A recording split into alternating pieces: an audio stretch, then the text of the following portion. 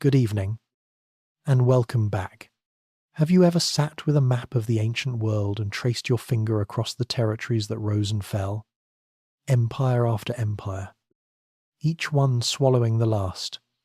Most of those civilizations vanished so completely that we only know their names from the carvings of their conquerors.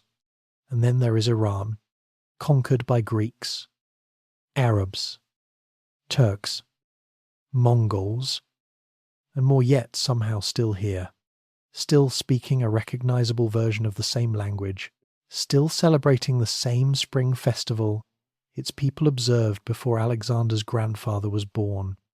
The question that hangs over the entire history of this plateau is not how Iran was conquered. It was conquered many times.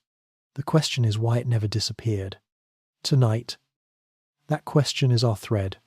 We follow it from the very beginning, from the stone and salt and mountain silence of the plateau itself, all the way forward to a civilization that is still, quietly and stubbornly, in the process of becoming. But before we can speak of kings or conquests or dynasties, we need to speak of the land, because in Iran, more than almost anywhere else on earth, the land is not mere backdrop. It is a character in the story, shaping everything that unfolds upon it. The Iranian plateau is, first of all, a place of extraordinary and unforgiving geography. Imagine a vast elevated table, roughly 1 million square miles in area, lifted an average of 4,000 feet above sea level.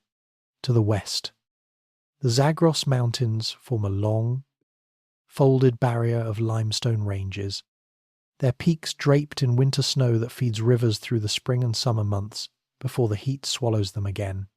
To the north, the Alborz chain rises sharply from the narrow, lush Caspian shore, its southern face catching moisture that the plateau itself almost never receives. To the east and across the central interior stretch two great salt deserts, the Dashti Kavir and the Dashti Lut, where summer temperatures regularly exceed 50 degrees Celsius, and annual rainfall is so sparse that some corners of these basins have received no measurable precipitation within living memory. This is not a land that welcomes careless settlement. It is a land that demands ingenuity from anyone who chooses to live on it. And yet people did choose it. Again and again. Because wherever water found a path through narrow mountain valleys, through highland springs, through the ancient underground channels that later engineers would perfect and call Khanats, life took hold and refused to release its grip. The Khanat system deserves particular attention because it would become one of Iran's most enduring contributions to human civilization. These were not simple ditches. They were gently sloping underground tunnels, sometimes running for many miles, drawing water from mountain aquifers and delivering it to fields and villages on the plain below, protected from evaporation by the earth above them. Some Kunat systems in use today are more than 2,000 years old. They are engineering solutions born from necessity, from the plateau's cruel arithmetic of water and distance, and they would allow settlements to thrive in places that should by rights have remained empty desert. Among the earliest of those settlements, the civilization we know as Elam took shape in the southwestern lowlands near the modern province of Khuzestan, in the fertile plain between the Karen River and the first foothills of the Zagros. By around 3000 BCE, the Elamites had built one of the ancient world's most sophisticated urban cultures. Their principal city, Susa, sat at a natural crossroads between the Mesopotamian lowlands to the west and the Iranian plateau rising to the east. And it used that position with considerable commercial intelligence.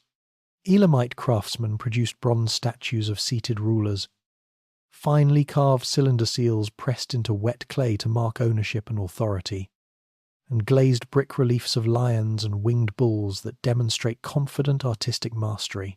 Their scribes developed a pictographic writing system of their own, before later adopting Mesopotamian cuneiform for administrative records. Their priests oversaw large mud-brick temple complexes called ziggurats, rising in stepped terraces above the flat plain, visibly for miles. Elam was never the kind of sprawling territorial empire that Mesopotamia sometimes produced. Its political life was more often a loose and argumentative federation of city-states and highland clans, frequently at war with neighbours or among themselves, yet Susa endured across 3 full millennia, changing hands repeatedly, watching greater powers rise and collapse around it, and always remaining inhabited. That stubborn persistence of a single city through thousands of years of political turbulence is in miniature exactly the story that the entire Iranian civilization would tell on a vastly larger scale. From roughly 1500 BCE onward, new voices entered the story. Groups of Indo-Iranian-speaking peoples, pastoralists, highly skilled with horses and light chariots, began drifting southward from the grasslands of Central Asia onto the Iranian plateau. They referred to themselves as Aryans, a word that in their own language simply carried the meaning of noble or honourable, with no racial content whatsoever, whatever violent distortions later centuries would impose on it. They brought with them an extraordinary body of oral poetry and ritual that would eventually be committed to writing as the Avesta, the sacred texts of what we now call Zoroastrianism. Their cosmology centered on a great cosmic tension between Ahura Mazda, the wise lord of truth and light, and Angra Mainyu, the destructive spirit of darkness and deception. Fire was revered as the most visible symbol of purity and the divine presence, and fire altars became the focal point of worship in a tradition that would endure in Iran for at least 2,000 years and survive, quietly and tenaciously. Even beyond that, their society was organized into 3 broad classes: priests, warriors, and herdsmen, a tripartite structure that would reappear in the social organization of the great Persian empires that followed, over several centuries. 2 main branches of these migrating peoples settled and consolidated on the plateau. In the cooler northwestern highlands around the future sites of Hamadan and Kermanshah, the Medes formed tribal confederations and began the slow, unglamorous work of building something resembling a state, farther south and east. In the drier basin, the newcomers named Parsa, and the Greeks would later call Persis. The Persians established themselves in a strategically placed homeland that would one day give its name to a civilization. For generations, both groups remained on the margins of the genuinely terrifying power that dominated the Near East in that era. The Assyrian Empire, at its peak in the 9th and 8th centuries BC, was a machine of organized military violence, whose armies campaigned annually, whose kings decorated their palace walls with carved reliefs of burning cities and impaled captives, and whose administrative genius extracted tribute from peoples across an enormous arc of territory. Assyrian records mention Median chieftains bringing horses and Persian tribesmen sending archers. But neither people was yet taken seriously as a political force. They were providers of useful commodities. Nothing more. That assessment was about to become one of history's more costly miscalculations. The plateau was not merely waiting to be used. It was forming the people who would one day use it to shake the entire ancient world. What made the Median and Persian consolidation possible was precisely the landscape that had seemed to make them marginal. The Zagros ranges were nearly impossible for Assyrian chariot armies to penetrate in force. The highland valleys provided defensible positions and self-sufficient agricultural pockets where communities could organize without constant Assyrian oversight. The very geography that seemed to imprison these peoples on the edge of civilization was in fact protecting them while they grew. The horse culture the Indo-Iranians had brought from the steppes translated naturally into a fighting style perfectly adapted to the broken terrain of the plateau mobile. Fast, difficult to pin down and destroy in the systematic way Assyrian campaigns were designed to operate. By the time the great empires of the lowlands began to notice the highland confederations as genuine threats rather than manageable tributaries, it was already nearly too late. Something was taking shape in the mountains that had never quite existed before an Iranian political consciousness, however rough and incomplete, that understood its own landscape and knew how to use it. The fire altars burned. The oral poets kept reciting the old verses about truth against chaos. Light against darkness. The horses were bred and trained. And the plateau, patient and unchanging in its mountains and its deserts and its hidden water channels, continued shaping the people who lived upon it into something the ancient world had not yet encountered and would spend the next 25 centuries attempting, always unsuccessfully, to erase.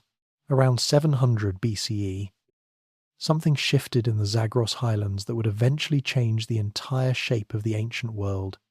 A Median leader named Deioces, according to the Greek historian Herodotus, had built a quiet but remarkable reputation as a man who could settle disputes fairly. In a world of fractious clans where blood feuds could outlast generations, that talent was worth more than any weapon. He became the judge people turned to when their own elders had failed them.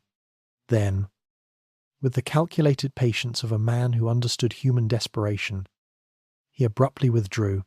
He announced he would no longer hear cases, no longer offer his famously impartial judgments, no longer be available to the people who had grown dependent on his wisdom. Chaos returned to the highlands almost immediately. The clans, stunned by the return of disorder they had nearly forgotten, sent representatives begging him to come back. He agreed, but only on one condition: they would build him a proper capital city and recognize him as their king.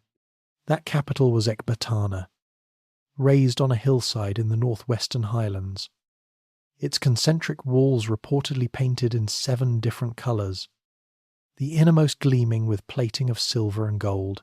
Whether the colours were precisely as described by later writers matters far less than what Ecbatana represented: a permanent centre that could pull scattered highland tribes into a coherent political entity for the first time. The trick Deioces had performed was one of the oldest in the political playbook: create the problem, then sell the solution. It worked with extraordinary completeness. His grandson Cyaxares transformed what Deioces had founded into a genuine military machine, reorganizing the Median army into specialized units of spearmen, cavalry, and archers rather than the old undisciplined tribal levies that had been their inheritance. Around 614 BCE, he saw his moment. The Assyrian Empire, exhausted by decades of internal revolts and bloody succession crises, was visibly rotting from within. Cyaxares formed an alliance with Nabopolassar of Babylon, cemented by the marriage of a Median princess to the Babylonian prince Nebuchadnezzar. In 612 BCE, their combined forces besieged Nineveh, the great Assyrian capital, and burned it so thoroughly that it never recovered. The city that had once symbolized organized imperial terror was reduced to rubble and ash, its ruins swallowed so completely by the earth that the Greeks of a later century had no idea where it had stood. With Assyria gone, the Medes claimed the northern and eastern portions of its former territory, stretching from eastern Anatolia to the borders of Central Asia. The highland peoples who had once paid tribute to Assyrian collectors were now collecting tribute themselves. The reversal was total, and it had taken less than a century. Yet inside the Median court, a young Persian prince named Cyrus was watching everything with very careful eyes. He had been raised partly under the supervision of his maternal grandfather Astyages, the Median king, learning at close range exactly how power was accumulated, maintained, and lost. In 559 BCE, he inherited the small Persian kingdom of Anshan, still nominally a subject territory of Median overlordship. For several years he paid his tribute dutifully and kept the lowest possible profile. Then, around 550 BCE, he moved. The revolt against Astyages was swift, and what made it remarkable was how little blood it required. Many Median commanders, resentful of Astyages and privately impressed by Cyrus, simply changed sides before the armies had properly met. Ecbatana opened its gates. Astyages was captured and, according to most surviving accounts, treated with genuine leniency, housed, fed, and kept alive rather than executed or mutilated in the fashion that most ancient conquerors reserved for defeated kings. This restraint was not accidental sentiment. It was policy. Cyrus did not destroy the Median state. He absorbed it, Median nobles kept their administrative positions. Median court customs continued. The entire organizational framework that had held the highlands together was preserved and redirected rather than dismantled. This would become the template for everything that followed a pattern of conquest through integration that no previous empire builder had used so consistently or so skillfully. With the Median heartland secured, Cyrus turned west toward Lydia. The wealthy kingdom of King Croesus in western Anatolia. Croesus had consulted the oracle at Delphi and received its famously ambiguous reassurance if he crossed the Halys River. A great empire would be destroyed. He crossed. The empire destroyed was his own. In 547 BCE, Cyrus marched through winter conditions that Croesus had assumed would make a Persian campaign impossible, caught the Lydian army off guard near Sardis, and took the capital in a matter of weeks. The Golden Kingdom fell with a speed that stunned every court that received the news. 2 years later came Babylon, the city that Herodotus described as the greatest wonder of the world. Its walls so wide that a 4-horse chariot could turn around on top of them. In 539 BCE, the city surrendered with almost no resistance. Babylonian priests and merchants, deeply alienated from their own king Nabonidus, who had neglected the traditional worship of the god Marduk, opened the gates themselves. Cyrus entered not as a conqueror but as a restorer of legitimate order, participating in the ritual handclasp of Marduk that confirmed proper kingship in Babylonian religious understanding. Shortly afterward, he issued the decree now preserved on a clay cylinder in the British Museum, announcing that deported peoples could return to their homelands, that temples would be restored, and that the practice of forced mass resettlement that the Assyrians and Babylonians had used as a tool of political control was ended. Among those permitted to return were the Jews who had been exiled by Nebuchadnezzar to Babylon. The Hebrew Bible remembers Cyrus with warmth almost unparalleled for a foreign ruler, calling him a shepherd chosen by God. Whether this extraordinary policy of tolerance sprang from personal moral conviction or from the shrewd calculation of a ruler who understood that an empire stretching from the Aegean coast to Central Asia could never be held together by terror alone remains genuinely debated. Almost certainly it was both. Cyrus had grasped something that most ancient rulers never understood, that conquered peoples who feel respected are more valuable than conquered peoples who feel humiliated. Because the former collaborate and the latter rebel, he died around 530 BCE while campaigning against nomadic tribes on the northeastern frontier. His body was carried back to Pasargadae, where a simple limestone tomb still stands today, an inscription above its door, recorded by travellers of antiquity. Read with quiet and absolute confidence, "I am Cyrus, son of Cambyses, who founded the empire of the Persians and was king of Asia. Grudge me not this monument."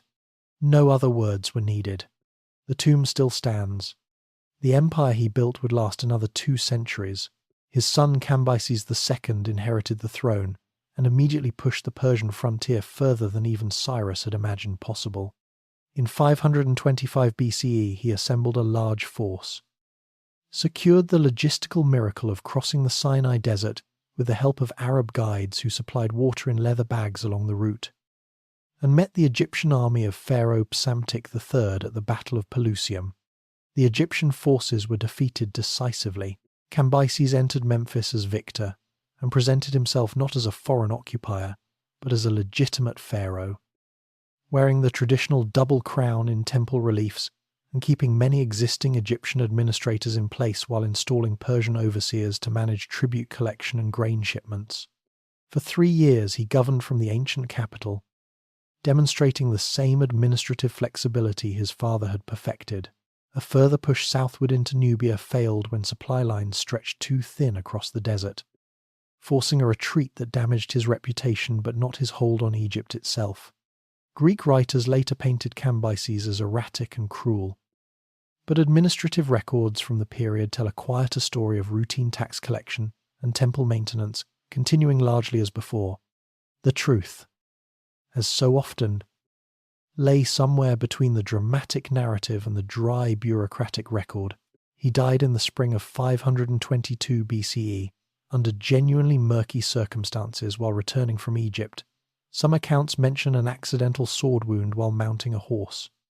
Others suggest illness, and a few hint at foul play. What mattered most was what his death created a vacuum at the center of the largest empire the world had ever seen. And into that vacuum, an extraordinarily ambitious young nobleman named Darius was already moving with quiet and lethal purpose. The death of Cambyses left the Persian Empire without a clear heir and without a steady hand at its center. Into that dangerous opening stepped a man whose claim to the throne was real but thin: Darius, a young Persian noble from a collateral branch of the Achaemenid family who had served as a spear-bearer in Cambyses's personal guard. His connection to the royal line was genuine but distant, and he knew that in a world where legitimacy meant everything, distance from the main bloodline was a vulnerability that enemies would exploit without mercy. Before Darius could even announce his claim, another figure had already filled the vacuum, a man named Gaumata, a Magus priest, appeared publicly declaring himself to be Bardia, the younger brother of Cambyses, the same brother that Cambyses had reportedly ordered killed years earlier to eliminate a rival. Whether Gaumata was a genuine impostor or a man who sincerely believed his own identity has never been settled to any historian's complete satisfaction. What is certain is that large parts of the empire accepted him, recognizing in his claim a return to Achaemenid legitimacy that the sudden death of Cambyses had seemed to threaten. Darius moved with the decisive speed of a man who understood that hesitation in a succession crisis was simply a slower form of suicide. Together with 6 other Persian noblemen, he formed a small conspiracy, rode to the palace at Ecbatana, located Gaumata in a private chamber, and killed him. The act took moments. Its consequences took years to fully resolve. Darius emerged as king. But he faced a problem of almost architectural complexity. How do you persuade an empire stretching from the Aegean to Central Asia that a man who seized power by assassination is the rightful heir to the throne built by Cyrus the Great? His answer was one of the most audacious acts of political communication in the ancient world. High on a sheer cliff face beside the main road connecting Babylon to Ecbatana, at a site called Behistun, Darius ordered a massive inscription carved into the living rock more than 600 feet above the ground. The text, written simultaneously in 3 languages, Old Persian, Elamite, and Babylonian, told his version of events with exhaustive and carefully crafted detail. A carved relief above the inscription showed Darius standing tall, his foot resting on the chest of the fallen Gaumata, while 9 rebel leaders stood before him in chains, their necks connected by a rope that ran from one to the next. The gods, the inscription declared, had granted him victory because he spoke truth and the pretender had lied. The religious framing was deliberate and essential. In Zoroastrian understanding, the cosmic battle between truth and the lie, Asher against Dru, was the fundamental struggle of existence. By casting himself as truth's champion and Gaumata as the embodiment of deception, Darius was not merely making a political argument. He was inserting himself into the sacred narrative that gave meaning to Persian life. Travelers on the road below could not miss the image. No enemy could easily climb the sheer rock face to deface it. The message was permanent, visible, and untouchable. The same trilingual inscription would also deliver an unexpected gift to scholarship almost 2.5 millennia later, when Henry Rawlinson copied and decoded it in the 1830s and 1840s at considerable personal risk. Dangling from ropes on that same cliff face, it provided the key that finally allowed scholars to crack the cuneiform scripts, unlocking the written records of the entire ancient Near East. Darius had carved his propaganda into stone and accidentally illuminated an entire lost world. The propaganda was necessary because revolts erupted almost immediately across the empire. In Babylon, a man named Nidintu Bel claimed the ancient throne. In Media, a leader named Phraortes raised an army in the name of the old Median dynasty. In Egypt, Persia's most recently acquired and most restless province, further challenges appeared. Darius responded not with one massive army lumbering slowly from crisis to crisis, but with multiple simultaneous operations, dispatching trusted generals with smaller and faster mobile forces to suppress each uprising independently. Within 2 years, every revolt had been crushed. The speed and coordination of these operations demonstrated something crucial. The administrative network built under Cyrus still functioned coherently, even during the most dangerous kind of political uncertainty.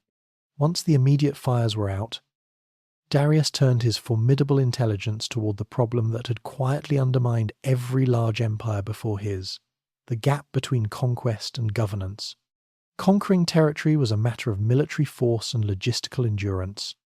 Governing it across generations required something more difficult and more subtle, a system that could project royal authority into distant provinces without the king physically being present, collect revenues reliably without provoking constant rebellion, and prevent any single subordinate from accumulating enough independent power to become a rival. Darius built that system with a thoroughness and sophistication that would not be matched in the ancient world for centuries.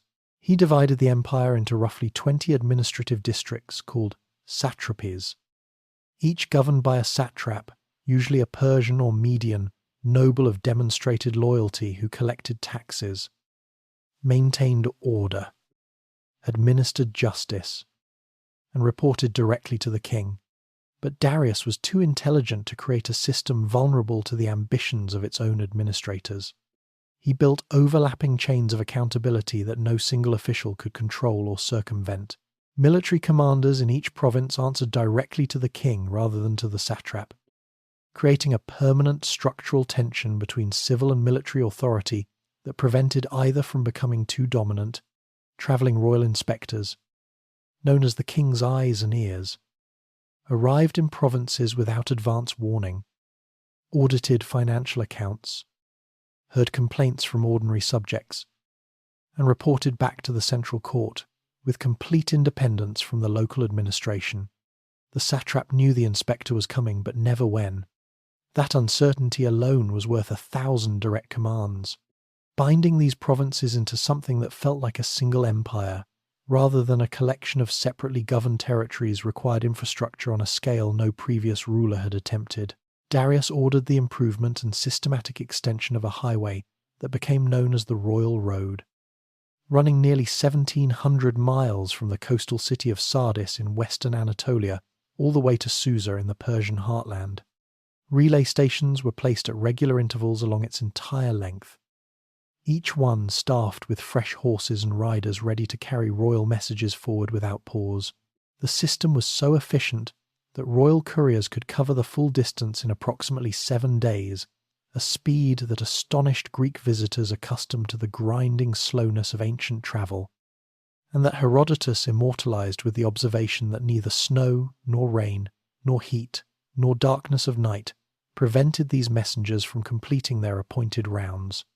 That phrase, carved above the entrance of a New York post office 2.5 millennia later, is perhaps the most unlikely monument to Persian imperial engineering in existence.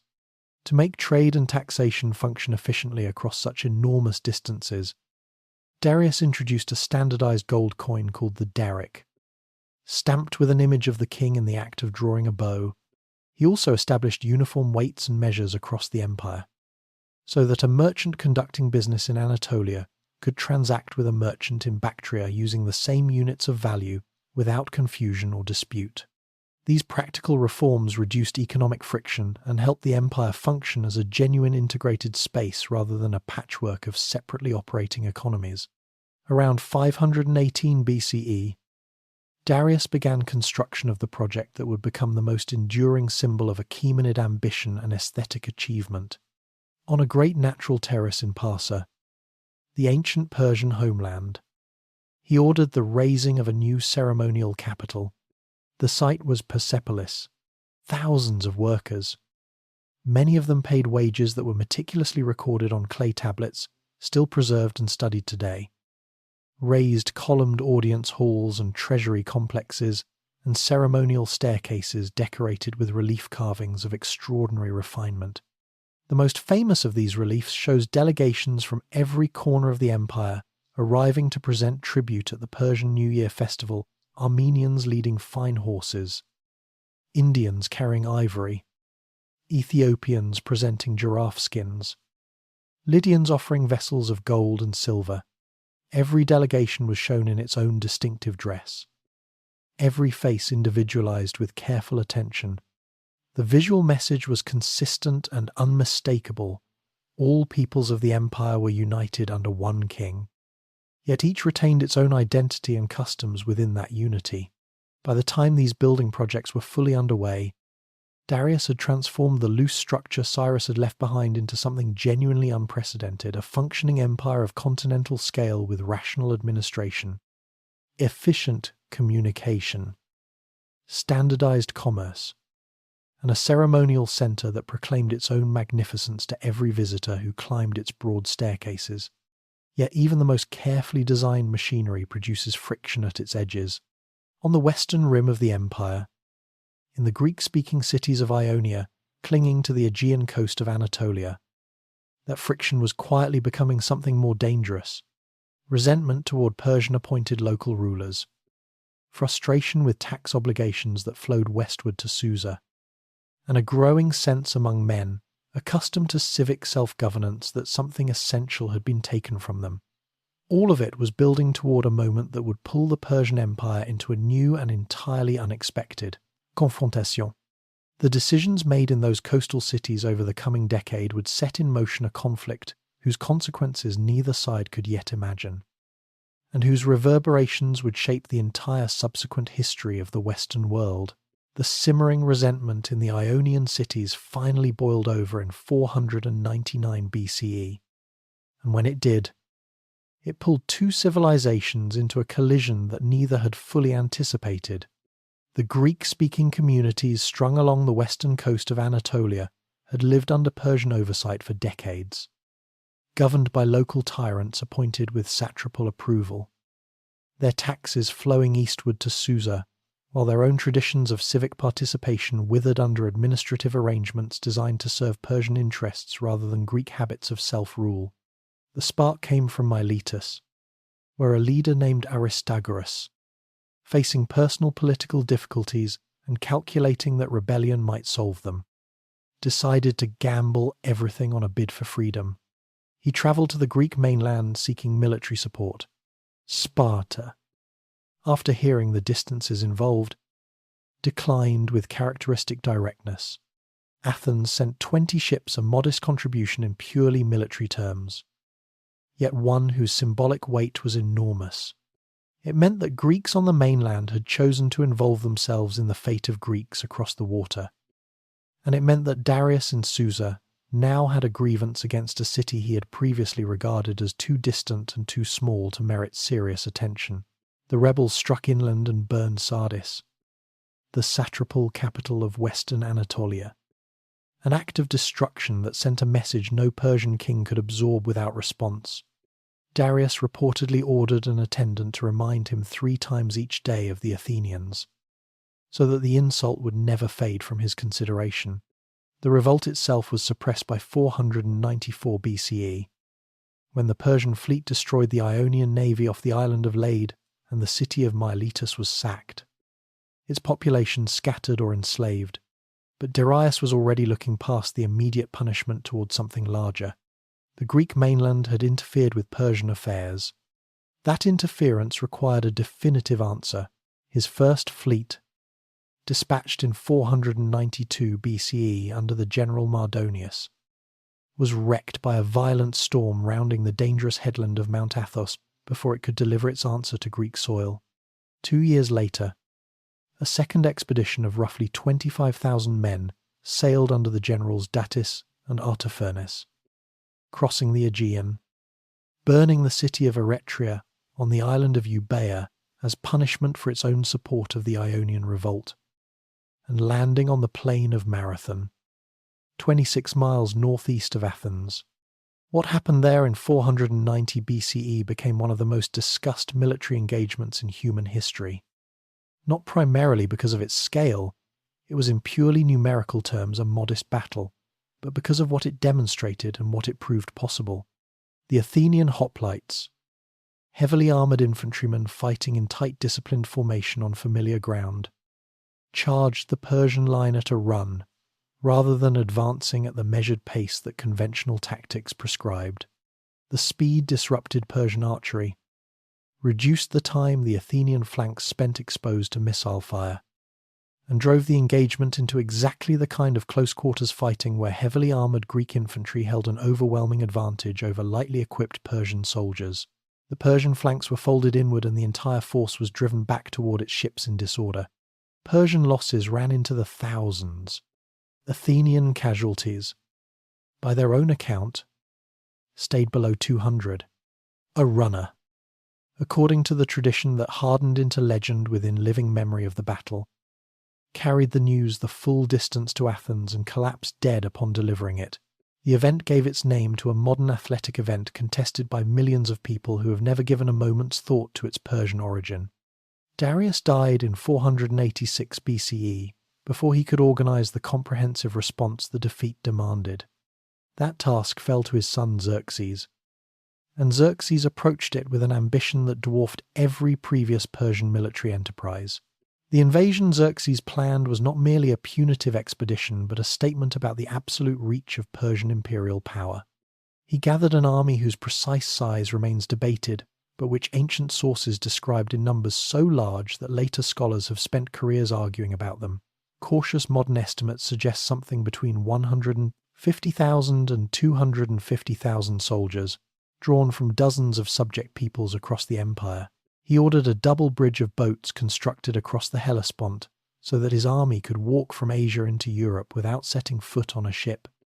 When a storm destroyed the first bridge, he reportedly had the waters whipped and chains thrown into them as punishment for their disobedience, an act that ancient Greeks found both appalling and deeply revealing about the Persian conception of royal authority over nature itself. The Greeks who opposed this force could muster perhaps 40,000 defenders in total, drawn from cities that spent as much energy arguing with each other as they devoted to preparing for the invasion. At the narrow mountain pass of Thermopylae in 480 BCE, 300 Spartans under King Leonidas, together with several thousand allied Greek soldiers, held the Persian advance for 3 full days, a feat made possible by the geography of the pass itself, which negated Persian numerical advantage and forced fighting on terms where discipline and armour mattered more than numbers.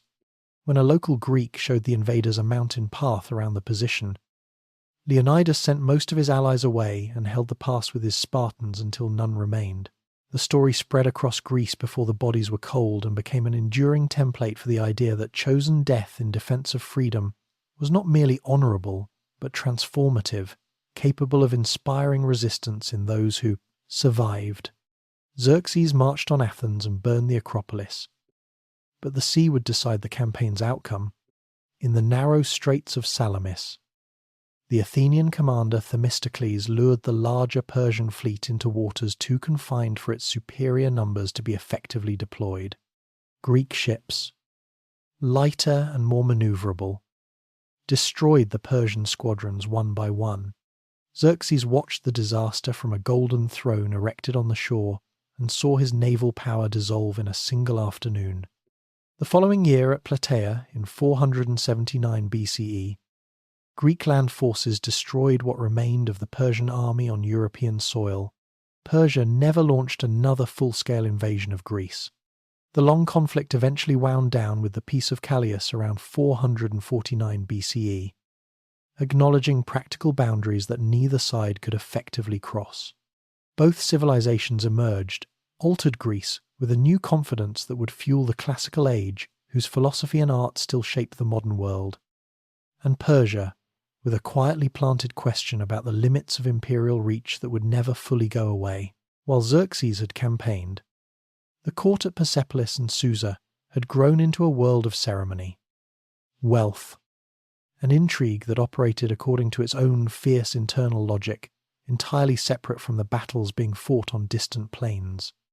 In 465 BCE, Xerxes was murdered in his own bedchamber by Artabanus, commander of the royal guard, in a palace conspiracy whose full details were disputed even by contemporaries. Within months, Artabanus himself was killed by Artaxerxes I, who claimed the throne and ruled for 4 decades with moderate competence. Such palace violence would recur across the later Achaemenid period with troubling regularity, and it revealed a structural weakness that the empire's brilliant administrative machinery could not fully compensate for succession, was never regularized, which meant that every royal death opened a window of dangerous instability. Power in the Achaemenid court flowed through channels that were not always visible in official records.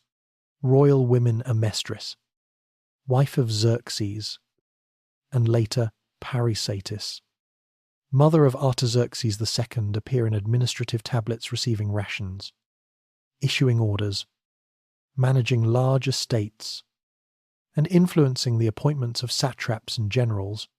These were not ceremonial figures occupying decorative roles. They were political actors operating in the spaces that formal court hierarchy left open to them.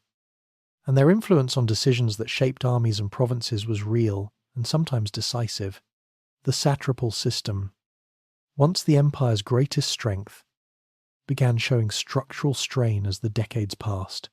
Governors who controlled enormous territories, private armies, and revenues that would have funded a modest kingdom began testing the limits of their obligations to the centre whenever royal attention was elsewhere. The great satraps' revolt of the 360s and 350s BCE saw coordinated uprisings across Asia Minor and Egypt that shook the empire to its foundations, though the rebels' inability to unite behind a single alternative ultimately saved the Achaemenid state from the collapse their combined strength might have achieved. Through all of this turbulence, Zoroastrianism continued, providing the spiritual architecture within which Persian kings justified their authority and Persian subjects understood their place in the cosmic order. The faith's insistence that the universe was a battleground between truth and the lie gave kings a sacred framework for describing their rule as the earthly defense of divine order against chaos. Fire temples stood across the provinces, tended by the priestly class known as the Magi, their sacred flames maintained without interruption through every political upheaval. One ruler briefly arrested the slow drift toward fragmentation, Artaxerxes III, who took the throne in 358 BCE, governed with a ruthlessness that shocked even a court accustomed to political violence. He reconquered Egypt in 343 BCE, suppressed the satrapal revolts with systematic brutality, and restored for a short and intense period the sense of unified central authority that had distinguished the empire's greatest years. Then, in 338 BCE, he was poisoned, almost certainly by his vizier Bagoas.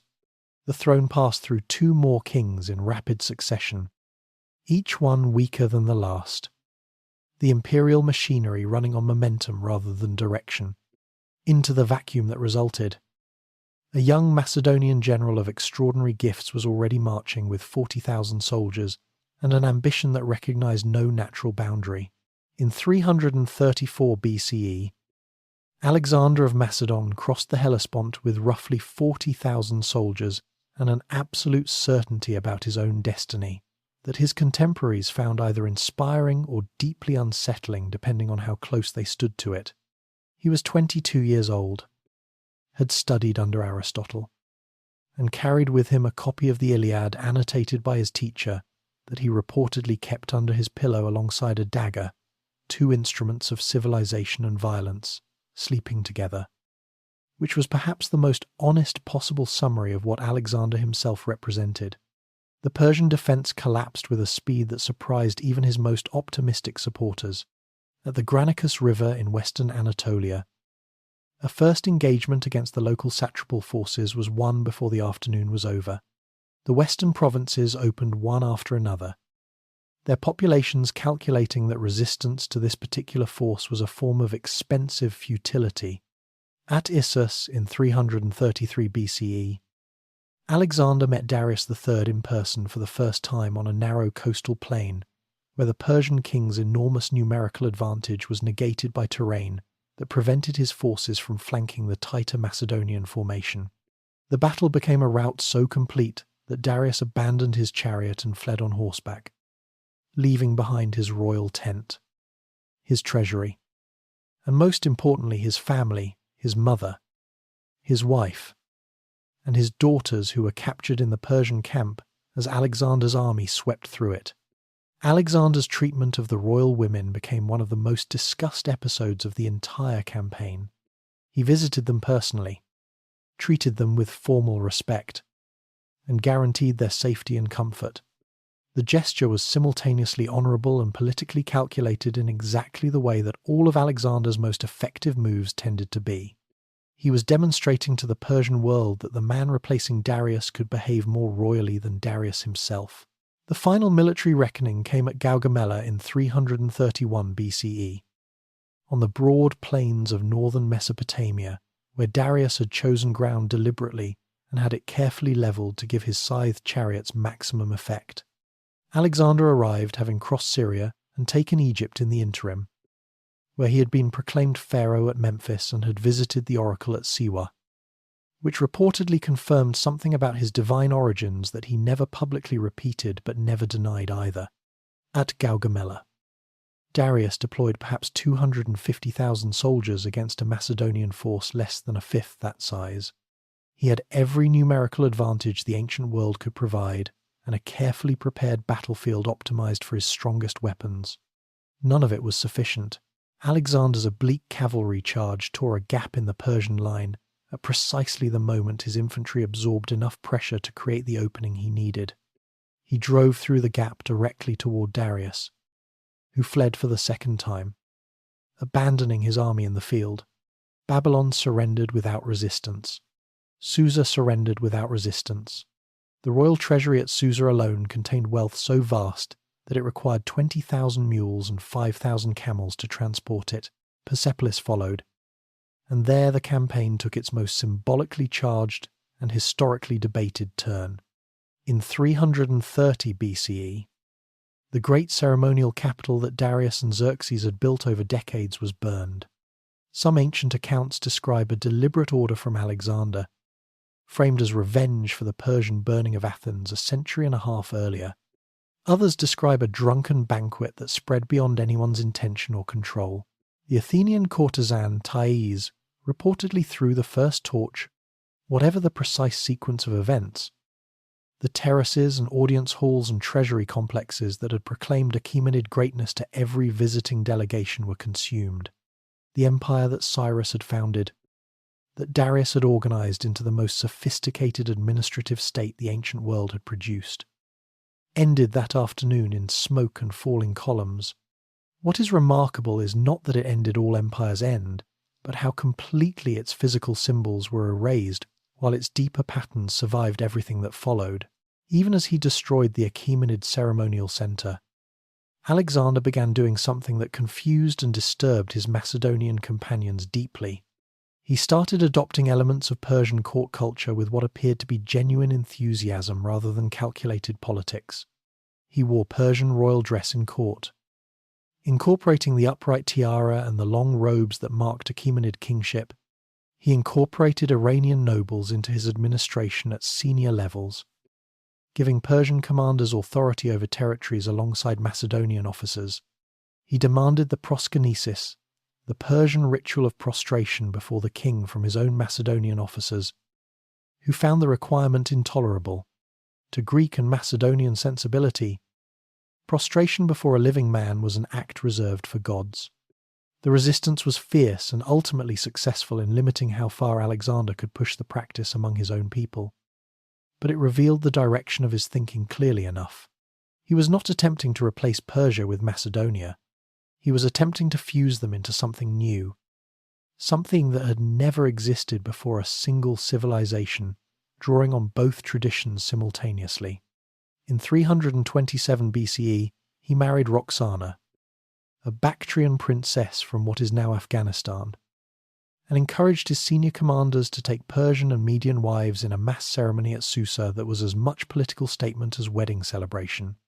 He enrolled 30,000 young Persian men in Macedonian military training, arming them with Macedonian weapons and incorporating them into his forces a deliberate program of military and cultural integration that his veteran Macedonian soldiers viewed with barely concealed fury. The project of fusion remained magnificently, frustratingly incomplete. In 323 BCE, Alexander died of fever in Babylon at the age of 32, having conquered the largest empire the world had yet seen, and having left no clear plan for what should happen to it after him. Within hours of his death, his generals began arguing. Within years, they were at war with each other in the conflicts historians call the Wars of the Successors, 40 years of intermittent catastrophe that tore the conquests into competing kingdoms and consumed the men who had once been the most effective, military commanders of their generation. Iran eventually came under the control of Seleucus, one of Alexander's most capable and patient generals, who founded a dynasty bearing his name and proceeded to conduct the most systematic attempt at cultural transformation the Iranian plateau had yet experienced.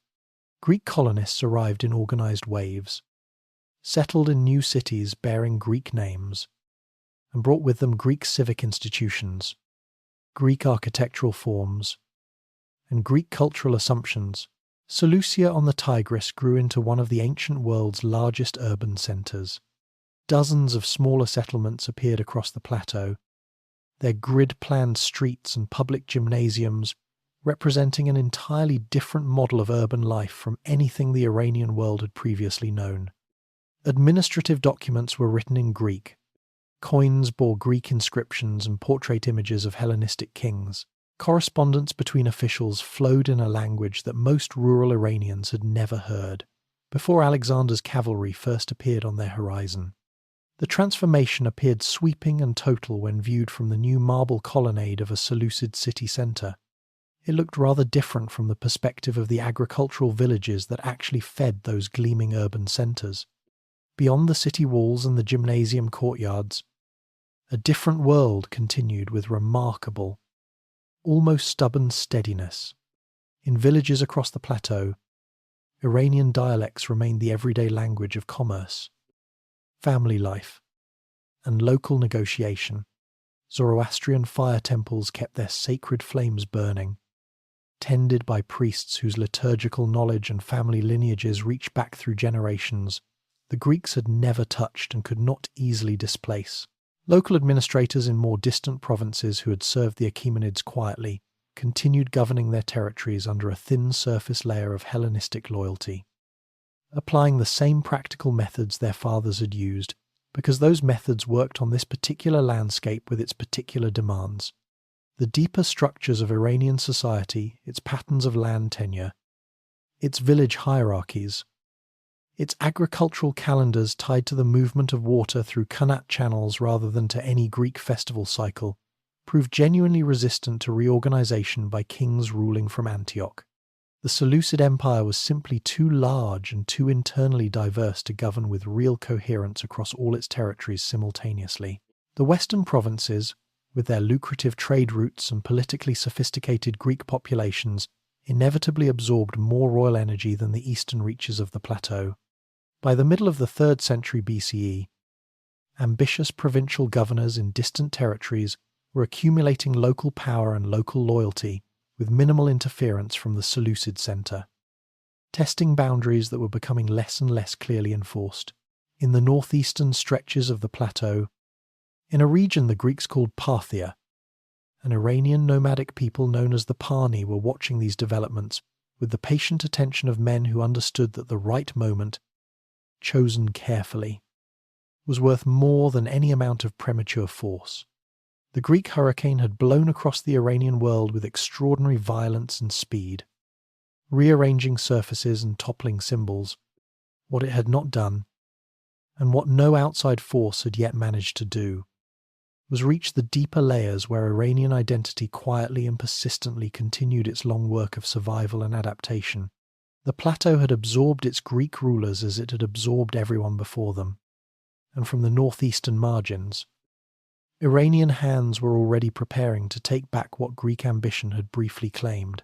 Around 247 BCE, a nomadic Iranian chieftain named Arsaces led his Parni warriors into the northeastern province of Parthia and seized control from a Seleucid governor who had neither the troops to resist nor the support from Antioch to expect relief any time soon. The move was bold, precisely timed, and executed with the confidence of a man who had studied the Seleucid system long enough to understand exactly where its structural weaknesses were located. Arsaces struck his own coins, established his own court, and founded what would become one of antiquity's longest-lasting Iranian dynasties, the Arsacids, known to history as the Parthians. His successors treated his memory with such formal reverence that every subsequent Parthian king adopted Arsaces as a royal title, deliberately blurring the distinction between individual reigns and the founding moment of the dynasty. The effect was a kind of institutional permanence, each king presenting himself as a continuation of the original Arsaces rather than a separate ruler with separate claims, that gave the dynasty a mythological solidity no mere genealogy could have provided. For roughly a century after the founding, the Parthian kingdom remained a regional power, consolidating its hold on the northeastern plateau and expanding carefully without overextending into confrontations it could not yet win.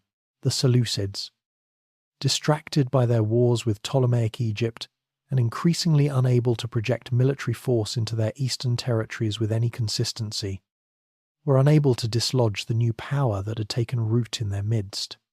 The patience the Arsacids demonstrated during this period was not passivity. It was the calculated restraint of rulers who understood that their moment for genuine expansion had not yet arrived, and who were unwilling to sacrifice their long-term position for short-term glory. That moment arrived around 171 BCE when Mithridates I came to the Parthian throne. He possessed the two qualities that the best conquerors in Iranian history have tended to combine: a clear strategic vision of what was achievable and the personal discipline to pursue it methodically rather than impulsively. He looked at the Seleucid realm, still vast on maps but hollow at its administrative and military core, and understood that the architecture of power Seleucus had built was no longer capable of defending what it claimed to own.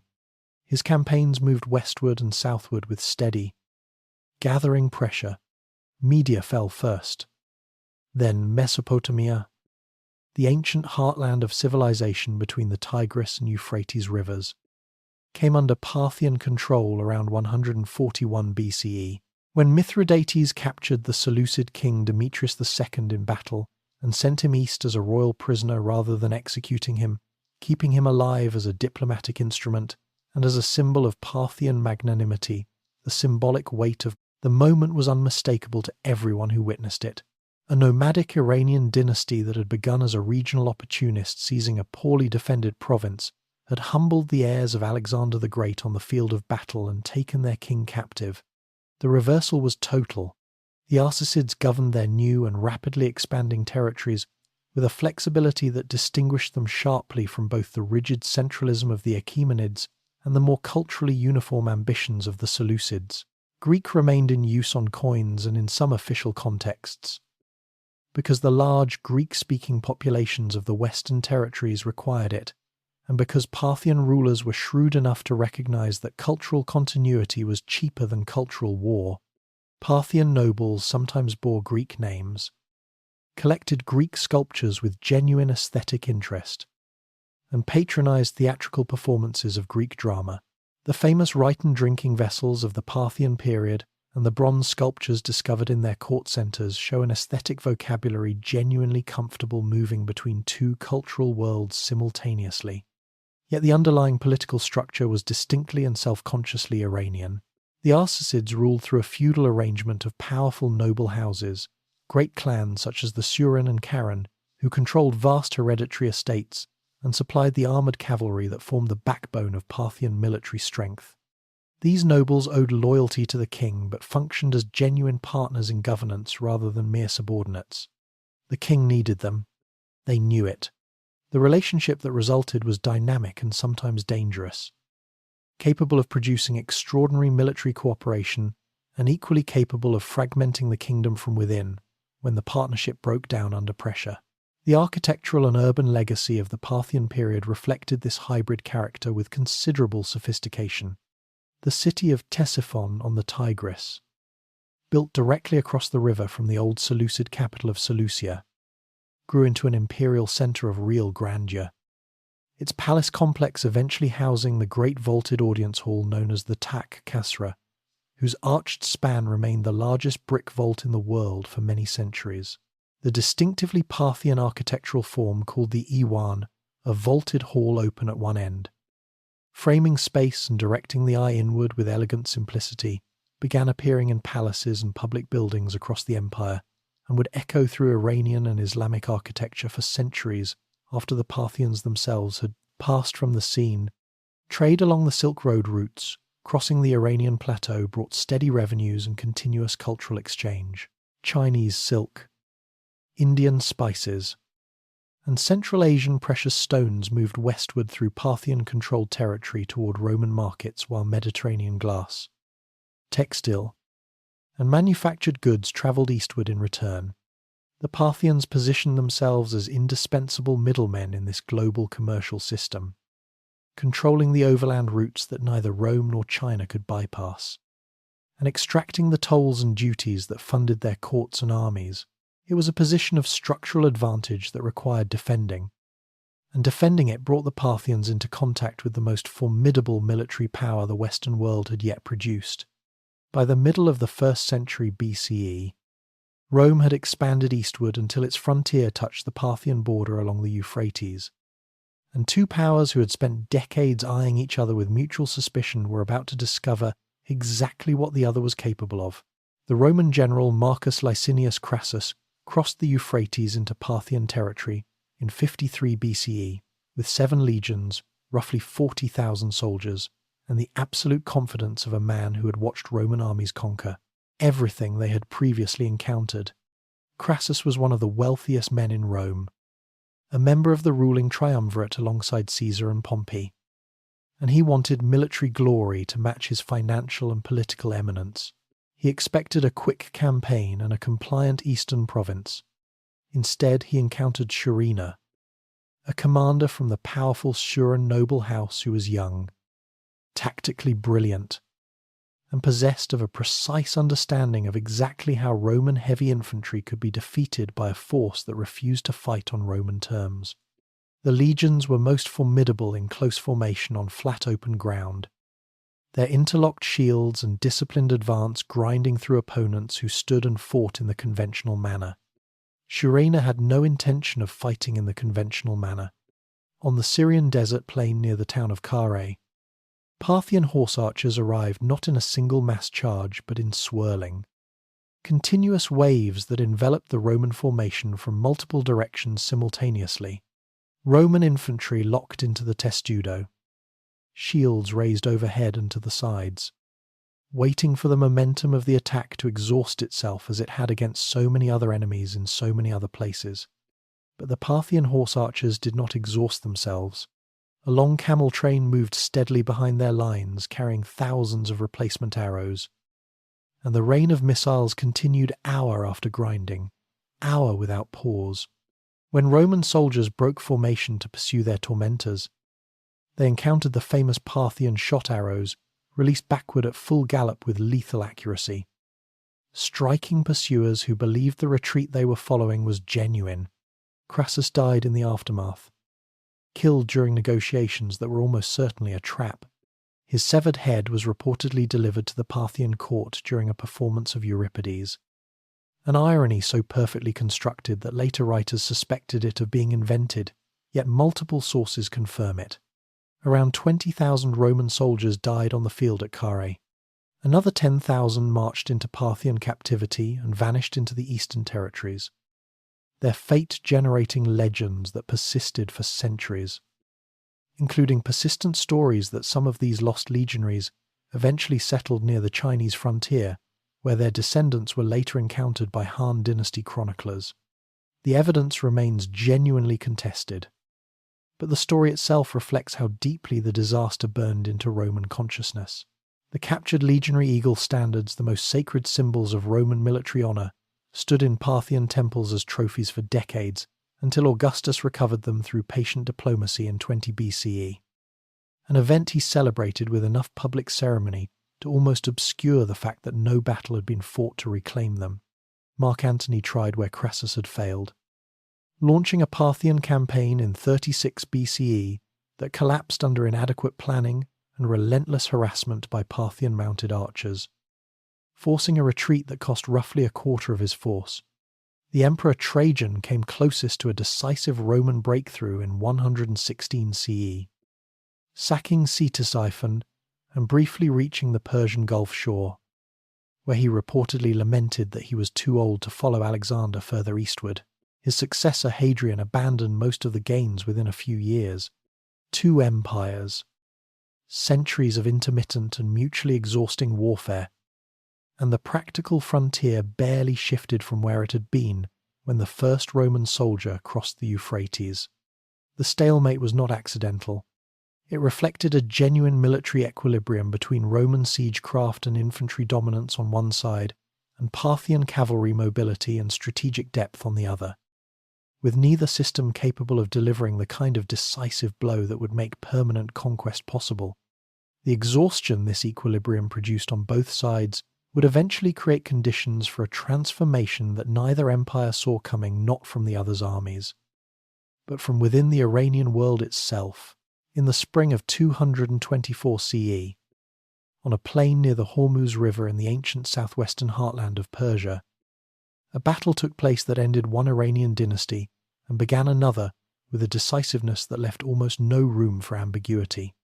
Ardashir, son of Papak and grandson of a Zoroastrian priest named Sasan, met the last Parthian king Artabanus IV in open combat and defeated him so completely that Artabanus died on the field.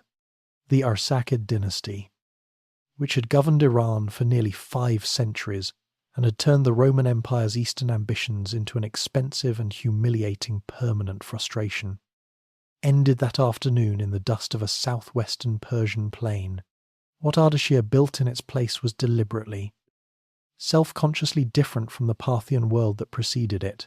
Where the Arsacids had governed through decentralized alliances with powerful noble houses, a feudal arrangement that produced military strength, but chronic political instability, the Sasanians reached deliberately backward across 5 centuries to the memory of the Achaemenids and restored the idea of a single divinely sanctioned Persian king whose authority was not negotiable, not shared, and not dependent on the goodwill of great noble clans.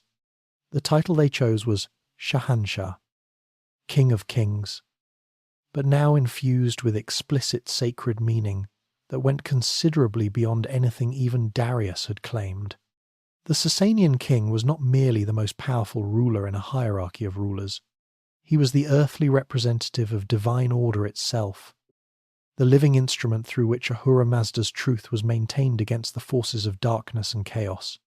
That theological claim, carved into rock faces and stamped onto millions of coins, became the ideological foundation on which everything else was built. Religion became the structural backbone of the new state in ways that the Achaemenids had never quite formalized and the Parthians had never attempted. Zoroastrianism, which had persisted through the Macedonian conquest and the Parthian centuries without ever receiving systematic state patronage, was now elevated into an institutional framework of considerable organizational sophistication. The priestly class, known as the Magi, was organized into a formal hierarchy under a chief priest who stood as partner and spiritual counterweight to the monarchy, close enough to royal power to legitimize it, formally subordinate enough to remain under royal direction. Sacred fires burned in temples maintained by state authority across the entire empire. Their flames tended without interruption, as living symbols of the divine order the king was sworn to protect. Religious orthodoxy was defined with a precision the tradition had never previously required. Texts were compiled into authoritative collections, and for the first time in its long history, Zoroastrianism possessed both institutional structure and royal backing on a scale commensurate with its theological ambitions. Ardashir's son Shapurai inherited the throne and turned his enormous ambitions westward toward Rome, with an energy and strategic intelligence that produced results without precedent in the history of Iranian-Roman confrontation. 3 separate Roman emperors fell before him in one way or another during his long reign. The third encounter produced a moment that ancient historians struggled to find adequate language for. In 260 CE, at the Battle of Edessa, The Roman Emperor Valerian personally led his forces against Shapur's army and was defeated so completely that he was captured alive on the battlefield, a reigning Roman emperor taken prisoner by an enemy force, an event for which Roman history had no precedent and Roman pride had no adequate response. Shapur commemorated the victory at Nakhche-Rostam, the ancient cliff face near Persepolis where Achaemenid kings lay buried in rock-cut tombs, ordering his stonemasons to carve an enormous relief into the living rock beside the older Achaemenid monuments. The image showed Shapur mounted on horseback, massive and composed, while two Roman emperors appeared before him in attitudes of submission, one kneeling in supplication, one standing and grasping the royal bridle. The relief spoke across centuries in a language that required no translation. Persia had humbled the greatest military power the Western world had produced, and the stone would remember it long after the men themselves were dust. The 3rd century also produced one of antiquity's most remarkable and unexpected religious figures, emerging from within the Sasanian realm itself.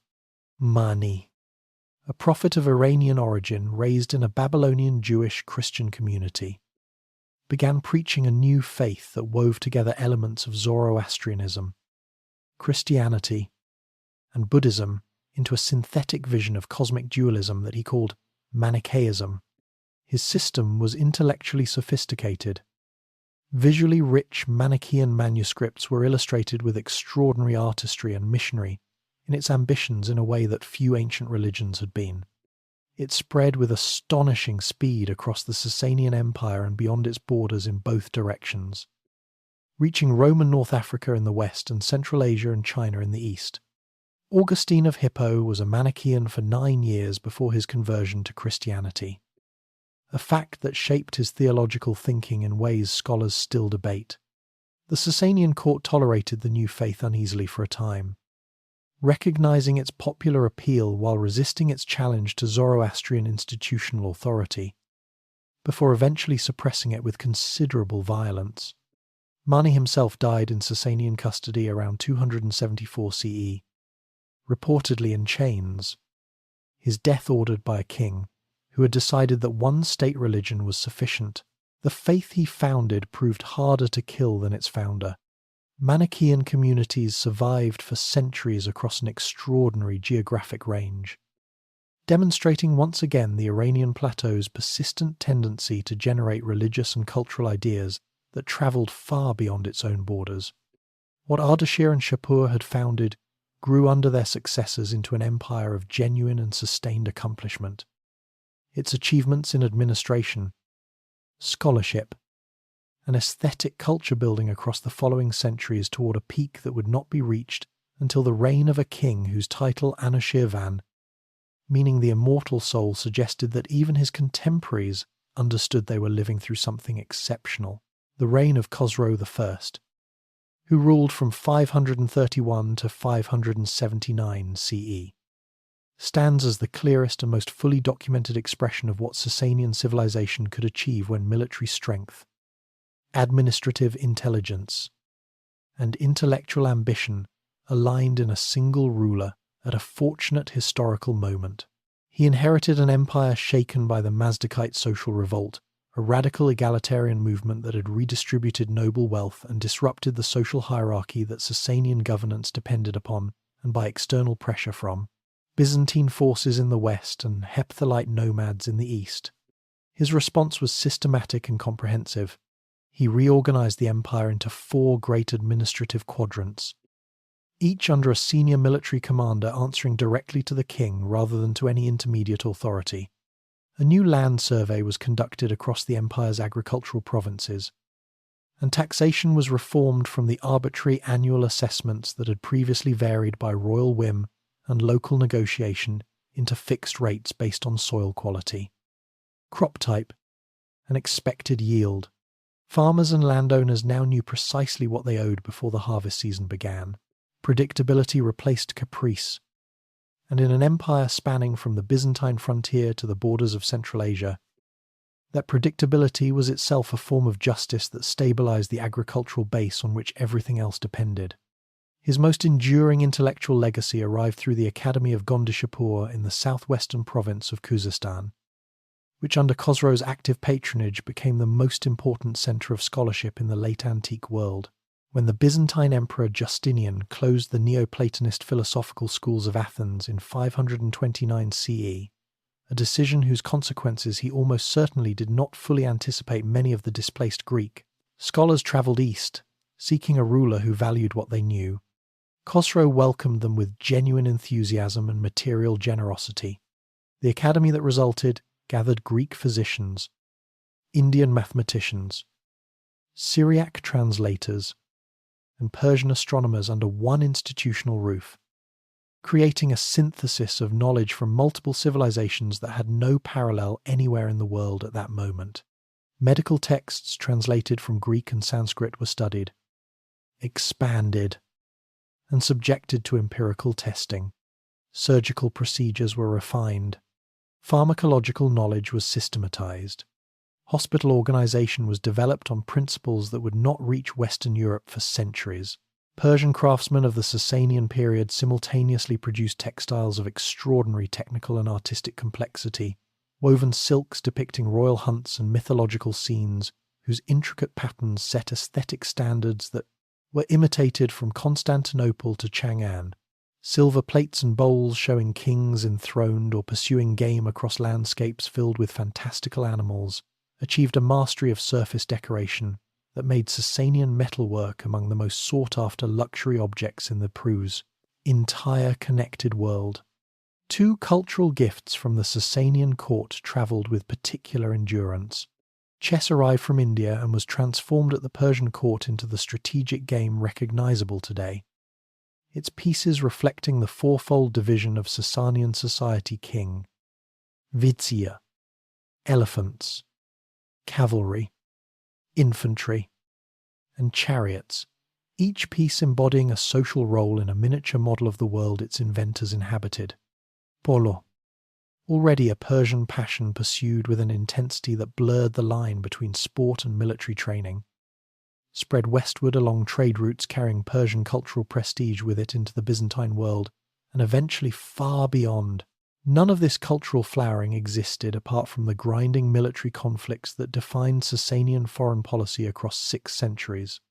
Khosrow fought the Byzantines with the same systematic energy he devoted to domestic reform, and his successors pressed these campaigns even harder.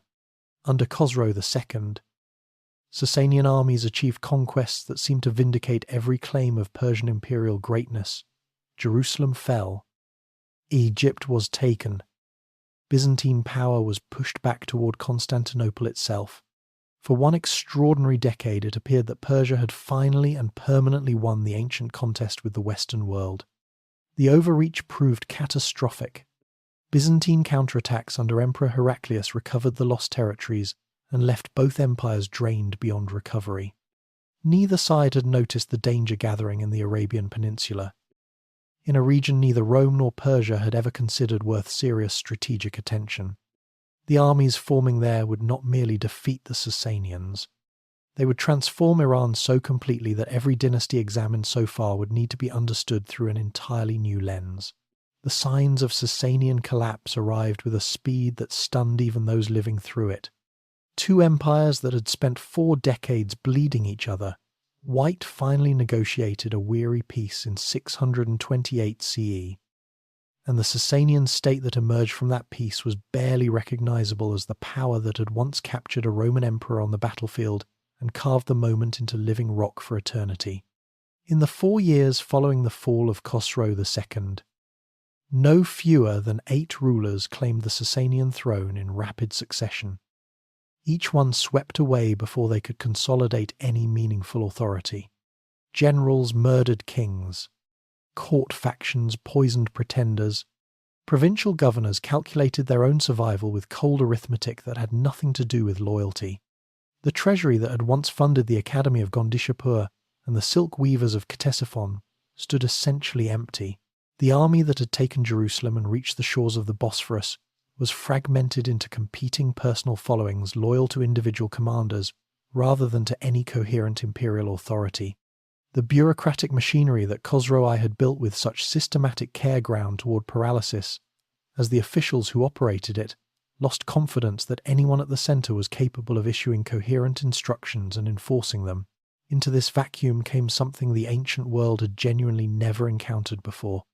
The Arab tribes of the Arabian Peninsula had always been, from the Persian perspective, a peripheral nuisance raiders who occasionally troubled the southwestern frontier before retreating into their deserts where no army of chariots or heavy cavalry could effectively pursue them.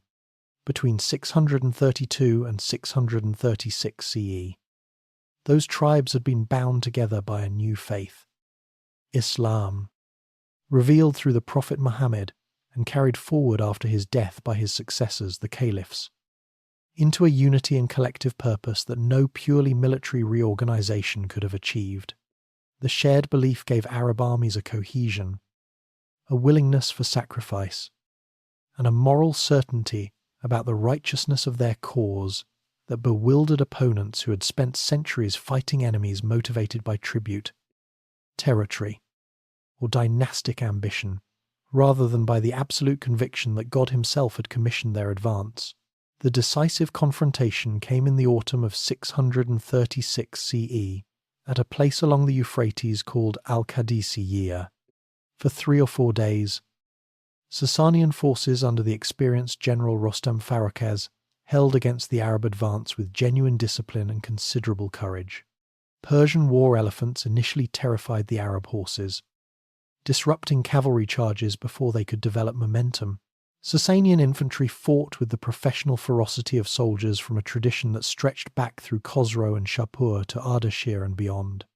But on the final day of fighting, a sandstorm swept across the battlefield from the west, driving directly into the faces of the Persian lines while the Arab forces had it at their backs. Rostam was killed in the confusion, some accounts say, by a single Arab soldier who caught him sheltering beneath a supply wagon. His forces broke. The road to Ctesiphon lay open. When Arab armies entered the Sasanian capital weeks later, the riches they found genuinely astonished men who had grown up in the material austerity of the Arabian Peninsula. The treasury contained silks and jewels and gold plate accumulated across centuries of imperial wealth. The great throne hall, the Takh Khasra, with its soaring arched vault nearly 40 meters high, the same arch that still stands in partial ruin today on the outskirts of modern Baghdad as the only surviving fragment of the ancient capital, rose above them as a monument to everything Persia had built and everything that was now, with vertiginous suddenness, passing into different hands. The young Sasanian king Yazdegerd III retreated eastward, rallying what forces remained and calling on provincial governors to hold their positions. For 6 more years he moved from province to province, a king without a capital, trying to reconstitute an empire that was dissolving around him faster than any individual act of resistance could arrest. The final military reckoning came at Nahavan deep in the Iranian plateau in 642 CE, where the last serious concentration of Sasanian imperial power was broken in a battle the Arabs called the Victory of Victories. Yazdegerd III spent his remaining years as a fugitive in his own empire, drifting eastward toward Central Asia, always one step ahead of the Arab advance and the calculated treachery of Persian lords who had decided that collaboration with the new order was more profitable than loyalty to a dead one. In 651 CE, near the city of Merv, he was murdered not by an Arab soldier, but by a local miller, killed for the few possessions he still carried. 4 centuries of Sasanian kingship ended not with a final battle, but with a body abandoned by a river in the eastern dust. The last ruler of the dynasty that had humbled Rome died in circumstances that would have been incomprehensible to Ardashir or Shapur, and the civilization they had built was now, for the first time in its long history, governed by rulers whose cultural origins lay entirely outside the Iranian world. What followed was not merely a change of rulers. It was a transformation so total that the way Iranians understood themselves, their relationship to language, their conception of the divine, and their place in a wider world would never return to exactly what it had been before. The Arab conquest brought not just a new political order, but a new faith of tremendous intellectual and spiritual power. And the early Umayyad Caliphate, established in Damascus in 661 CE, administered its vast territories through a system that drew a clear and increasingly uncomfortable distinction between Arab Muslims and everyone else. Non-Muslims, including the millions of Zoroastrians still living across Iran, were permitted to keep their religion in exchange for a poll tax called the jizya. The arrangement carried an unspoken but unmistakable message. Conversion brought not only spiritual belonging but relief from that financial burden and access to the privileges of the ruling class. Iranian converts to Islam, known as mawali or clients, found themselves Muslim in faith but still subordinate in status within a system that equated Arab identity with Islamic identity in ways the Quran itself had never sanctioned. They were excluded from senior administrative posts, compensated at lower rates than Arab soldiers for identical military service, and reminded constantly that the empire they now served viewed them through a hierarchy of belonging, that their conversion had not dissolved. The resentment this system generated was not quiet or merely personal. It became the fuel for one of the most consequential political revolutions in the history of the Islamic world. Through all of this pressure and displacement, Persian identity did not dissolve. It withdrew into quieter spaces and endured with the same stubborn patience that had carried it through Greek colonialism and Parthian feudalism. The Persian language, now evolving into the form later called Dari, continued as the spoken medium of homes, markets, and local administration across the plateau. The ancient spring festival of Nowruz, rooted in the Zoroastrian solar calendar and older than any of the empires that had tried to remake Iranian life, went on being celebrated with fires and feasts and family gatherings. Zoroastrian priests preserved sacred texts in hidden libraries, maintaining continuity of tradition in the face of official indifference or occasional active suppression. Persian poets kept their language alive in oral forms that would later blossom into the greatest literary tradition the Islamic world produced. The Abbasid Revolution of 750 CE changed everything at once. The revolutionary movement that overthrew the Umayyads had taken shape in Khorasan, the great northeastern Iranian region, drawing together Arab settlers who believed the Umayyads had betrayed Islam's egalitarian promise. Iranian Mawali converts who had nursed their grievances across 3 generations, and communities that had never fully accepted Umayyad legitimacy. The general who led the decisive military campaign was Abu Muslim, almost certainly of Iranian origin, commanding armies drawn heavily from Khorasan's Iranian Muslim population. When the last Umayyad Caliph, Marwan II, was defeated and killed, the caliphate passed to the Abbasid family, and Iranians had played the central and irreplaceable role in making it happen. The new capital, Baghdad, was built deep within the cultural orbit of ancient Mesopotamia and Persia. Iranian administrators, scholars, physicians, and courtiers flooded into the new city, bringing with them the Persian bureaucratic tradition that had run empires for 1,000 years and was now quietly reasserting itself at the very heart of Islamic civilization. The great translation movement that followed Greek philosophical and scientific texts rendered into Arabic by scholars working largely in the tradition of Gondi Shapur was carried out predominantly by translators of Iranian, Syriac, and Central Asian background, men whose intellectual inheritance reached back through the Sasanian Academy to the synthesis of Greek, Indian, and Persian knowledge that Khosrow I had assembled. Persia had been conquered. It had converted. And now, with a patient intelligence that was perhaps its most defining characteristic across all the centuries of its existence, it had begun to reconquer from within, not through armies or rebellions, but through the irreplaceable value of what it knew and how it governed, qualities that no conqueror had ever successfully replaced and no revolution had yet managed to erase. The reconquest that Iranian administrators had begun from within the Abbasid court in Baghdad did not remain invisible for long.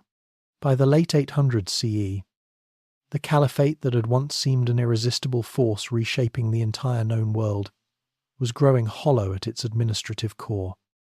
Its real power, drifting toward Turkish military commanders who controlled the armies and ambitious provincial dynasties who controlled the revenues. In Khorasan and Transoxiana, the great northeastern arc of Iranian territory stretching from the Caspian shore to the edges of Central Asia, a Persian family called the Samanids had risen to govern nominally in the caliph's name while pursuing in practice a cultural and political agenda that was entirely their own. The court they established at Bukhara became something that had not existed in the Iranian world since before the Arab conquest. A centre of power where Persian was not merely tolerated as a spoken vernacular, but actively celebrated as the proper language of high civilization, of poetry and philosophy and royal correspondence. The Samanids funded literary production with the lavish generosity of rulers who understood that cultural prestige was a form of political legitimacy, and the silver from Khorasan's mines gave them the material resources to make that understanding practical.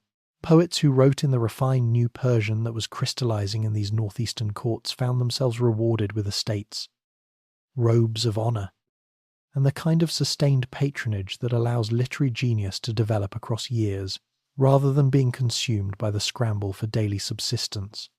The language that had survived Arabic administrative dominance by retreating into homes and markets and oral tradition was now returning to the page.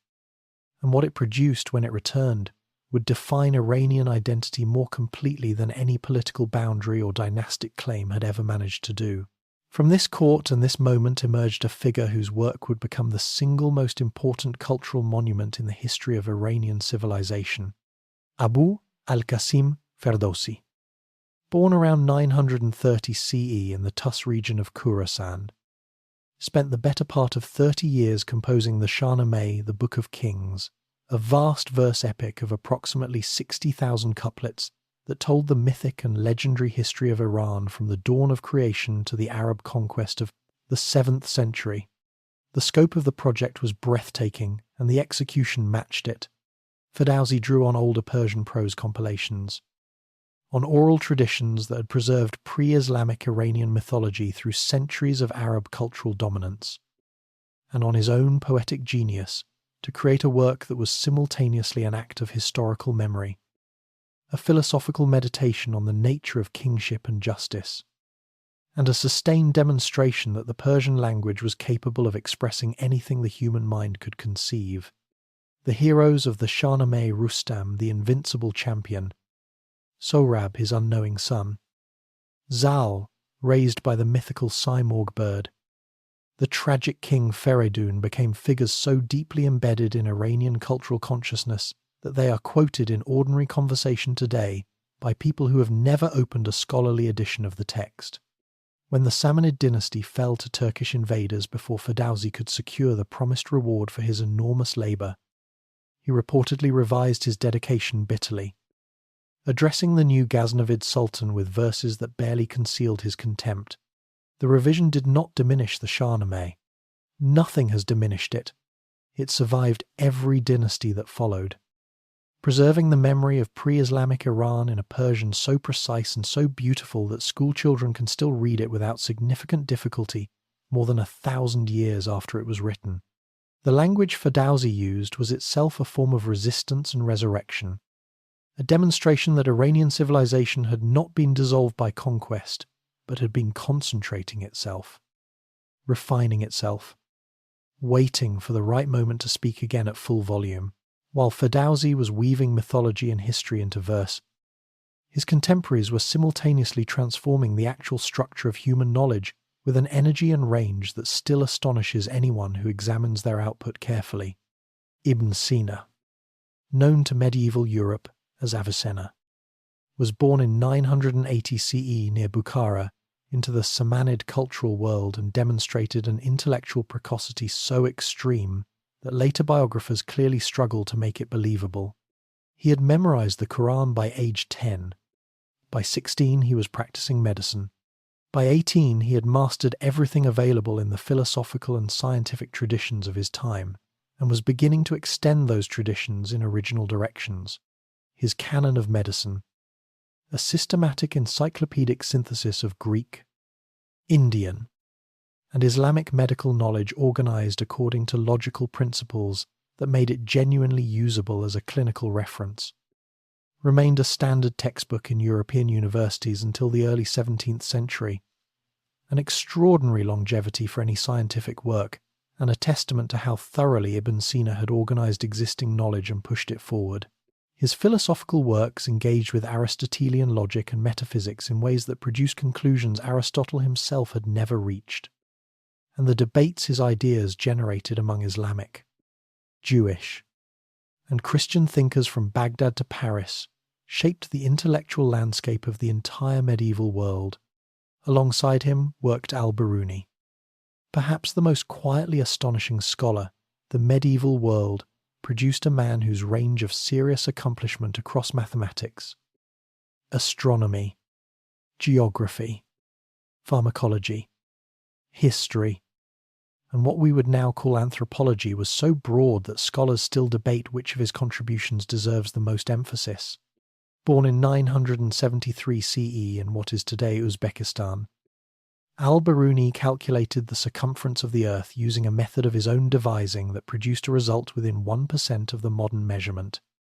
Using instruments available in the early 11th century and pure observational and mathematical intelligence, his study of Indian civilization, conducted during the Ghaznavid campaigns into the subcontinent, was so methodologically sophisticated, genuinely attempting to understand a foreign culture on its own terms, rather than through the distorting lens of the observer's own assumptions that it reads in places like modern ethnographic fieldwork.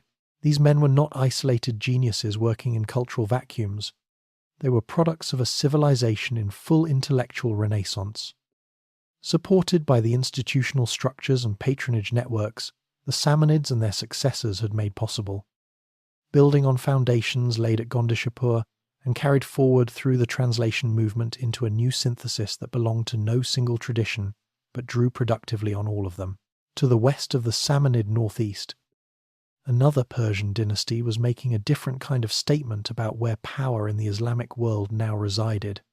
The Buyids, a Shia Muslim family from the rugged Caspian highlands of Daylem, marched into Baghdad in 945 CE, and placed the Sunni Abbasid Caliph under what they described as their protection, an arrangement whose political meaning was perfectly clear to everyone involved, even if its official language remained carefully euphemistic. The Caliph retained his ceremonial function as spiritual leader of Sunni Islam, while the Buyids held every instrument of actual governance. Persian administrative culture. Persian ceremonial titles drawn from the Sasanian tradition, and Persian aesthetic sensibility flooded back into the heart of the caliphate with the confidence of a tradition that had never doubted its own superiority in matters of governance and culture. Persian had become, across the preceding 2 centuries, something genuinely extraordinary, not merely the language of one people occupying one plateau, but the shared literary and cultural medium of an entire civilization stretching from Istanbul to Delhi. The language in which educated men across the Islamic world expressed their most refined thoughts, regardless of their ethnic origin or native tongue. Yet the forces gathering on the steppes of Central Asia cared nothing for poetry or administrative elegance. The Turkish world was moving southward and westward, with the momentum of peoples who had been accumulating military strength at the edges of settled civilization for generations, and Iran stood directly in their path. Mahmud of Ghazni, Sultan from 998 to 1030 CE, built the first great Turkish empire centered on the Afghan city of Ghazni and raided northern India 17 times, with a ferocity that stripped temples of accumulated centuries of treasure. Yet at his own court he kept Persian poets and scholars in extraordinary comfort, competed aggressively for the services of the most celebrated literary figures of his age, and framed his own rule in the aesthetic and ceremonial vocabulary of Persian kingship. The contradiction conqueror who desperately wanted to be remembered as a cultivated Persian king was resolved brutally at the Battle of Dandanakan in 1040 CE, where a Turkish confederation called the Seljuks destroyed the Ghaznavid army in the deserts of Khorasan and within a decade controlled Persia, Iraq, and Anatolia. What the Seljuks did with their enormous conquest was in retrospect both predictable and remarkable. They hired Persian administrators and let them run everything. The greatest of these was Nizam al-Mulk, a Persian bureaucrat from Khorasan, who served as vizier to two successive Seljuk sultans for more than 30 years and whose treatise on governance, the Siyasatnama, codified an entire model of statecraft in elegant Persian prose that was essentially a Persian instruction manual handed to a Turkish dynasty and faithfully followed. Omar Khayyam, mathematician and astronomer from Nishapur, calculated the solar year with greater precision than the Julian calendar, while simultaneously writing the Rubaiyat quatrains of wine and roses and philosophical resignation that would eventually reach Victorian England and astonish a civilization that had never imagined a medieval Persian scientist composing verses of such searching beauty. The Seljuk fragmentation after the death of Sultan Malik Shah in 1092 CE and the subsequent rise of the Khwarezmian Empire from the region south of the Aral Sea brought a final brief flowering before the horizon darkened, with something that made every previous conquest look, in retrospect, almost gentle. What came from the east in 1219 CE was not conquest in any sense the Iranian world had previously experienced, or for which its long history of absorbing invaders had prepared it. Every previous conqueror, Greek, Arab, Turk, had arrived with military force, but also with some interest in the civilization they were taking. They wanted its revenues, its administrative expertise, its cultural prestige. They wanted, in various degrees and combinations, to use what they found. The Mongols under Genghis Khan arrived with a different calculus entirely, one whose logic was rooted in the steppe world, where settled civilization was not an inheritance to be absorbed, but an obstacle to be removed or a resource to be stripped and abandoned. The immediate trigger was a decision of catastrophic stupidity made by the Khwarezmian Shah Muhammad II, who in 1218 CE ordered the execution of a Mongol trade caravan whose merchants he suspected of espionage. When Genghis Khan sent ambassadors demanding justice and accountability, Muhammad had them killed as well. It was, historians of every subsequent generation have agreed, one of the most consequential miscalculations in recorded history, a provocation delivered to a man who responded to provocation not with measured retaliation, but with a fury so total and so systematically applied that it altered the demographic and ecological landscape of entire regions for generations. The Mongol response arrived in 1219 CE, with a force estimated between 100,000 and 200,000 warriors, organized with a military precision and logistical sophistication that no army of that era could match or effectively counter. The Khwarezmian Empire, vast on maps but hollow at its military and political core, crumbled within months, and then the killing began with a thoroughness that contemporary sources, themselves prone to exaggeration, nonetheless failed to fully capture. Merv, the ancient Silk Road city in present-day Turkmenistan that had served for centuries as one of the great urban centers of the Iranian world, a city of libraries, gardens, and perhaps 500,000 inhabitants at its height, fell in 1221 CE. The Persian historian Juvaini, who lived through the era and wrote its history with a grief barely contained by his elegant prose, described scenes of systematic slaughter extending across days after the city's surrender. Modern demographic estimates, working from archaeological evidence and the collapse of agricultural productivity in the region, suggest that Merv lost the vast majority of its population within the space of weeks. Nishapur followed the city where Omar Khayyam had once calculated the movements of stars and where some of the greatest Persian poetry had been composed in cool garden courtyards, raised so completely that Mongol forces reportedly separated the skulls of men, women, and children into distinct pyramids, a detail so specific and so horrible that later scholars have debated whether it reflects literal truth or the traumatized imagination of survivors trying to find language adequate to what they had witnessed. Herat surrendered, then revolted, then was destroyed a second time with an intensity that made the first destruction seem almost restrained. City after city across Khorasan, the cultural heartland of the Persian Renaissance that had produced Ferdowsi and Ibn Sina and al-Biruni, ceased to exist in any meaningful functional sense. But the destruction went deeper than bodies and buildings, deeper than the loss of irreplaceable libraries and the murder of scholars who carried knowledge in their memories that existed nowhere else. Iran's agricultural civilization rested on the extraordinary Khanate networks that engineers and communities had been building, maintaining, and extending across centuries, some of them reaching back to the Achaemenid period or beyond. Mongol armies, either deliberately or through the simple indifference of soldiers who had no interest in understanding what they were destroying, wrecked these systems wholesale. Filling shafts, collapsing tunnels, cutting off the underground water flows that had made human settlement possible across vast stretches of otherwise uninhabitable terrain. Fields that had fed millions returned to desert. The ecological damage outlasted the violence by generations, reshaping the human geography of the plateau in ways that political recovery alone could not reverse. The demographic catastrophe that resulted is staggering even by the grim standards of pre-modern history. Scholars estimate that Iran's population may have fallen from somewhere between 10 and 15 million before the invasions to perhaps a third of that figure within the following decades. With entire regions that had been densely settled and agriculturally productive remaining sparsely inhabited for 2 centuries afterward. This was not merely a political catastrophe or even a cultural one.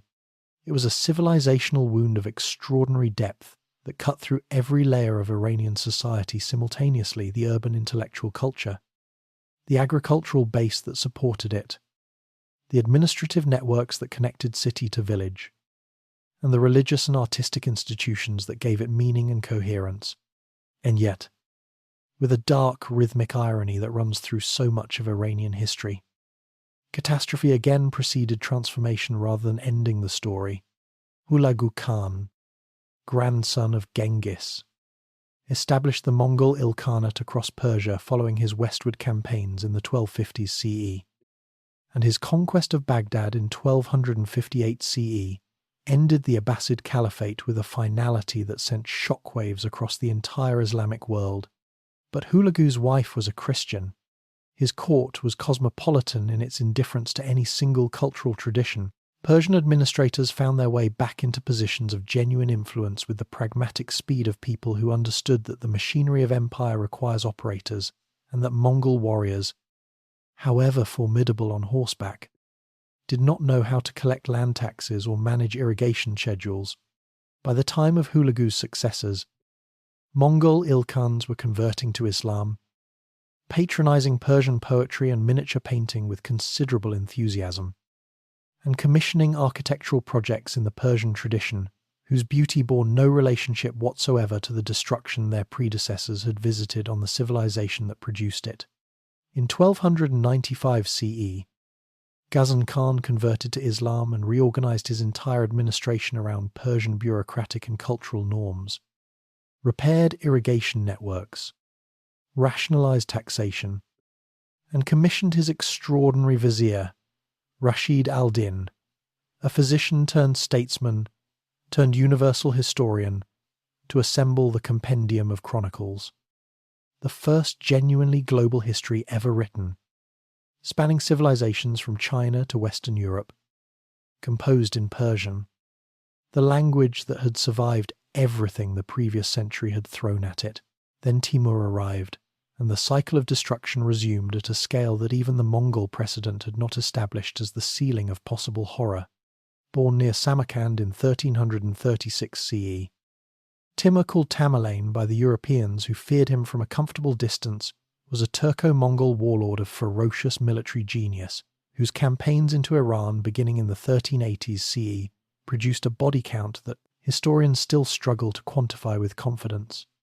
Isfahan surrendered in 1387 CE and then rose in revolt against Timurid tax collectors. Timur's response was to order the construction of towers built from the skulls of the city's inhabitants, with estimates of the dead ranging from 70,000 to 200,000 depending on the source. Baghdad, Shiraz, and dozens of lesser cities endured similar treatment. what Ghazan Khan's patient reforms had rebuilt across a century of careful governance. Timur unmade in seasons of systematic violence that seemed almost designed to demonstrate that no recovery was permanent. No flowering was safe. No civilization could declare itself finally beyond the reach of catastrophic destruction, and yet the rhythm held. From catastrophe came flowering, as it had after the first Mongol devastation, and as it would again now.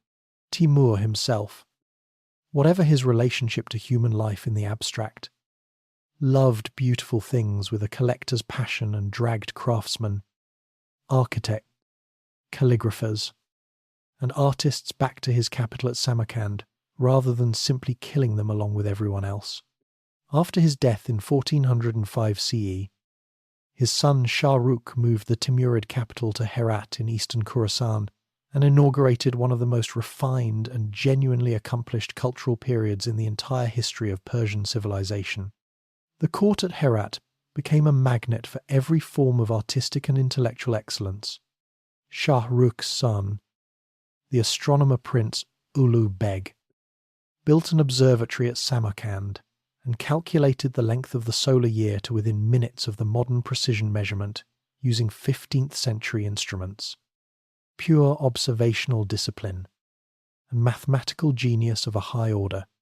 Persian miniature painting at the Herat school, working under the master Kamal al-Din Bizad, produced works of extraordinary delicacy whose tiny figures were alive with individual personality, whose garden landscapes were rendered in dew-like colour, and whose compositional sophistication has never been surpassed in the tradition, from within Iran itself, from the Sufi brotherhoods that had quietly sustained Persian spiritual and cultural life through every political catastrophe.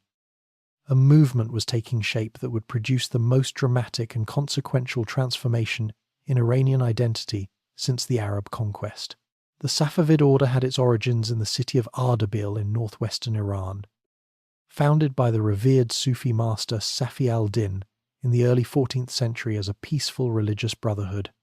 Gradually, across generations of political instability and Timurid violence, something hardened inside it. Successive leaders transformed the contemplative brotherhood into something closer to a revolutionary army, its followers wearing distinctive red headgear with 12 folds, honouring the 12 imams of Shia tradition, the Kizilbash.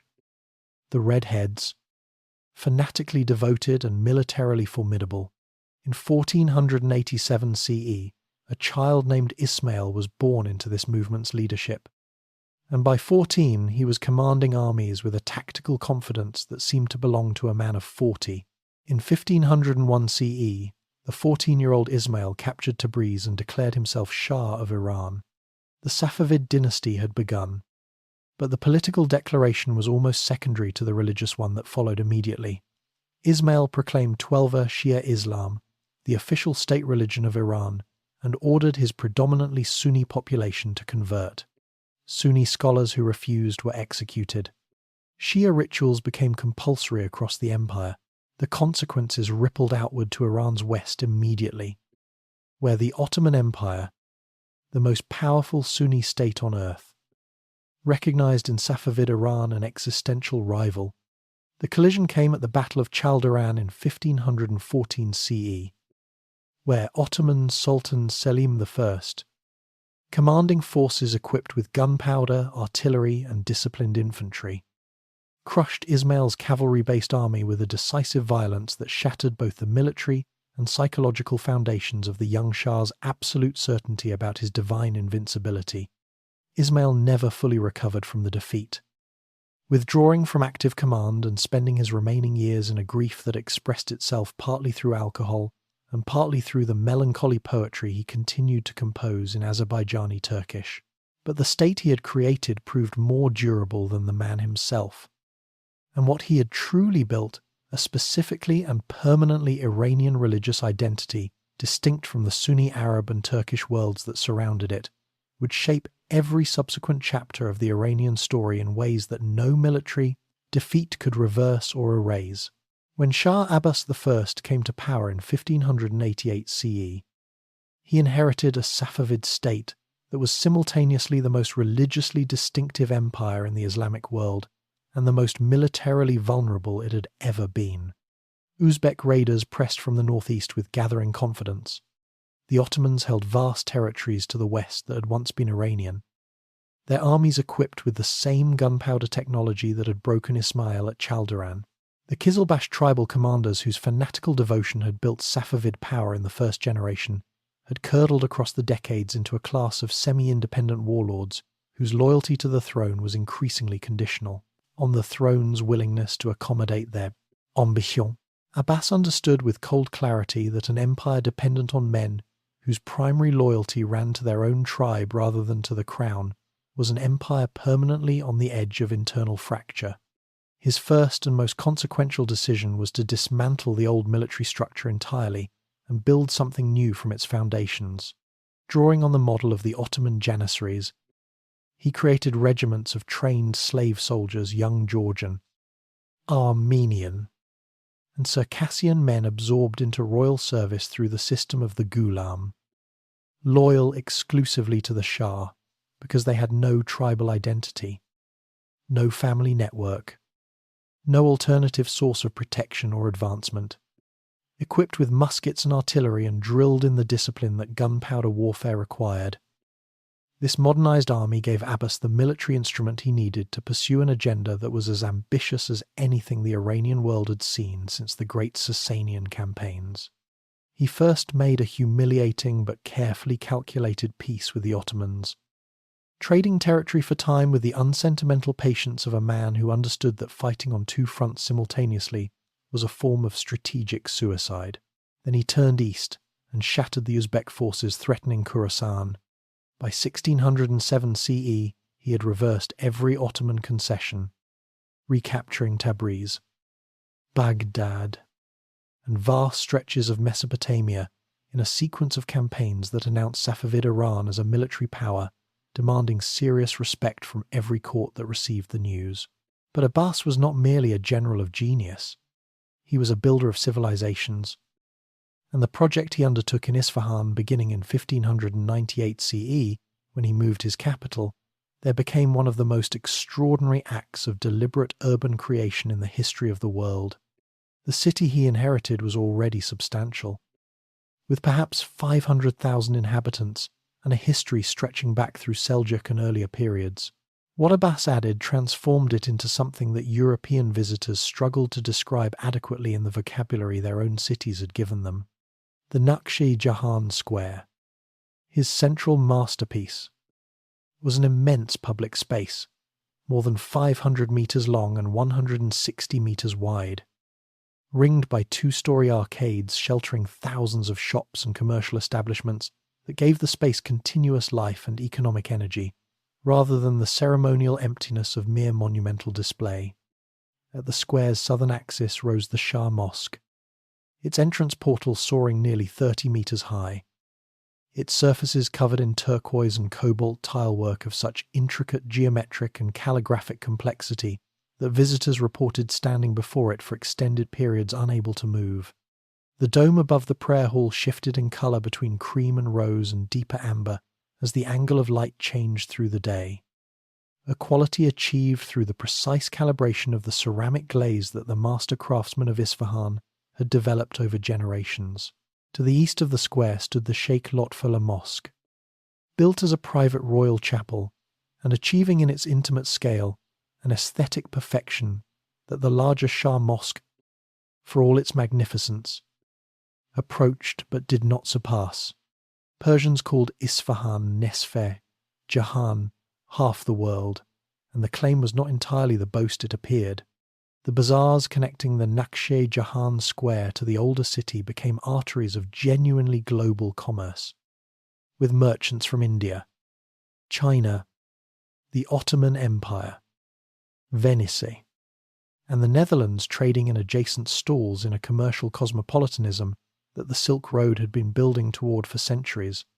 Safavid carpets, their geometric and floral patterns achieving a technical and artistic refinement that has never been surpassed before or since in the tradition, flowed outward to European courts and Ottoman palaces and Chinese imperial collections. Abbas actively courted European powers as strategic counterweights against the Ottomans, dispatching embassies to Spain, England, and the courts of Italy with a diplomatic sophistication that surprised rulers who had expected a medieval Oriental monarch and encountered instead a subtle and well-informed negotiator. In 1622 CE, with English naval assistance from the East India Company, Abbas expelled the Portuguese from their fortified trading post at Hormuz, reasserting Iranian control over the critical entrance to the Persian Gulf and demonstrating that Safavid diplomacy could produce concrete strategic results that matched the ambitions of its architecture. The century following Abbas eroded what he had built with the slow inevitability that seems to attend all great reigns, when the genius that created something exceptional is replaced by successors who can maintain but not extend it. By 1722 CE, Afghan Ghilzai tribesmen marched nearly unopposed into Isfahan itself, ending Safavid rule in a collapse whose speed shocked observers across the Islamic world. From the chaos that followed rose Nader Shah, a military commander of extraordinary gifts, who by 1736 CE had driven the Afghans out and crowned himself Shah of Iran with a casual brutality that made his genius and his cruelty seem like two expressions of the same overwhelming force of will. His invasion of India in 1739 CE stands as one of history's most spectacular military adventures, crossing the Indus, crushing a vastly larger Mughal force at Karnal, entering Delhi and extracting loot so vast that he abolished taxation across Iran for 3 years. The peacock throne of Shah Jahan and the Koh-i-Noor diamond travelled back to Iran as the most visible symbols of a conquest that briefly made Nader the most feared ruler on earth. His assassination by his own officers in 1747 CE fractured Iran once more into competing powers. Eventually consolidated under the Qajar dynasty, whose long 19th century reign brought the Iranian plateau into collision with a transformed world that neither the dynasty nor the Iranian people had been prepared by their history to navigate easily. Russia expanded southward with relentless momentum. The treaties of Gulistan in 1813 and Turkmenchay in 1828 stripped Iran of Caucasian territories and imposed humiliating capitulation clauses that made Iranian sovereignty over its own legal system a polite fiction in cases involving Russian citizens. Britain watched from the south with the cold calculation of an empire whose primary concern was protecting India from any power that might use Iran as an approach route. The great game these two empires played across Iranian soil was a systematic dismemberment of Iranian independence, conducted in the language of diplomacy and trade concessions rather than open conquest. And its effects on Iranian sovereignty were in practical terms indistinguishable from those of the more straightforward invasions that history had previously delivered. The tobacco protest of 1891, when a senior religious scholars ruling against using tobacco under foreign monopoly control produced a nationwide boycott that forced the Qajar Shah to cancel the concession, demonstrated that something new was forming in Iranian political consciousness, a capacity for mass collective action that crossed class and social boundaries in ways that no previous Iranian political movement had achieved. The constitutional revolution of 1906, which established a parliament and a constitution binding even the Shah himself, briefly fulfilled the promise of that protest before being suppressed by a combination of royal treachery and Russian military intervention that left the Iranian people with a constitutional framework and none of the power it was supposed to represent. Reza Shah's seizure of power in 1921 and his founding of the Pahlavi dynasty 4 years later brought the most systematic program of top-down modernization Iran had experienced since the Sasanian administrative reforms of Khosrow I railways. Secular courts, universities, compulsory unveiled appearance for women imposed by officers who tore headscarves from women in the streets, a reform program whose genuine achievements were inseparable from the authoritarian methods that made its opponents into martyrs, and its beneficiaries into people whose gratitude was permanently complicated by the violence with which the benefits had been delivered. The 1953 coup that overthrew the democratically elected Prime Minister Mohammad Mossadegh after his nationalization of Iranian oil revenues was for the generation that lived through it. The moment that crystallized every grievance about foreign interference into a single, unforgettable image of what Iranian sovereignty was actually worth when it conflicted with British and American strategic interests. The revolution of 1979 that ended the Pahlavi dynasty and established the Islamic Republic was in one sense the culmination of everything that had been building since the tobacco protest, the accumulated fury of a people who had been modernized without being respected, developed without being consulted, and protected from communism while being denied democracy. It established a theocratic system whose internal tensions between religious authority and popular sovereignty, between revolutionary ideology and the practical demands of governing a complex modern nation, have driven Iranian politics through every subsequent decade, the Iran-Iraq War's 8 years of devastating sacrifice, the Green Movement's millions in the streets of Tehran, the Woman Life Freedom Uprising of 2022, when the death of Mahsa Amini in morality police custody ignited the most sustained challenge to the Islamic Republic since its founding. Through all of it, every uprising, every crackdown, every international crisis, every sanction, and every negotiation, the Persian language continued to be spoken in homes and markets and universities and private gatherings where people quoted Hafez and Rumi to each other with the easy familiarity of people whose civilization had been memorizing its own greatest poetry for so long that the words had become inseparable from thought itself. Nowruz arrived every spring without fail. The Haftzin table was set in every Iranian household on earth, regardless of political opinion or religious observance. Families gathered, and the ancient solar calendar marked another turning of a wheel that had been turning since before Cyrus was born. The civilization that had absorbed Alexander and the Arabs and the Mongols and the Timurids was absorbing its own revolution and the world's pressure and the weight of its own extraordinary history. Still finding in the permanence of its language and its festivals and its family bonds the same quiet, undefeatable answer it had always given to every force that had ever tried to make it disappear.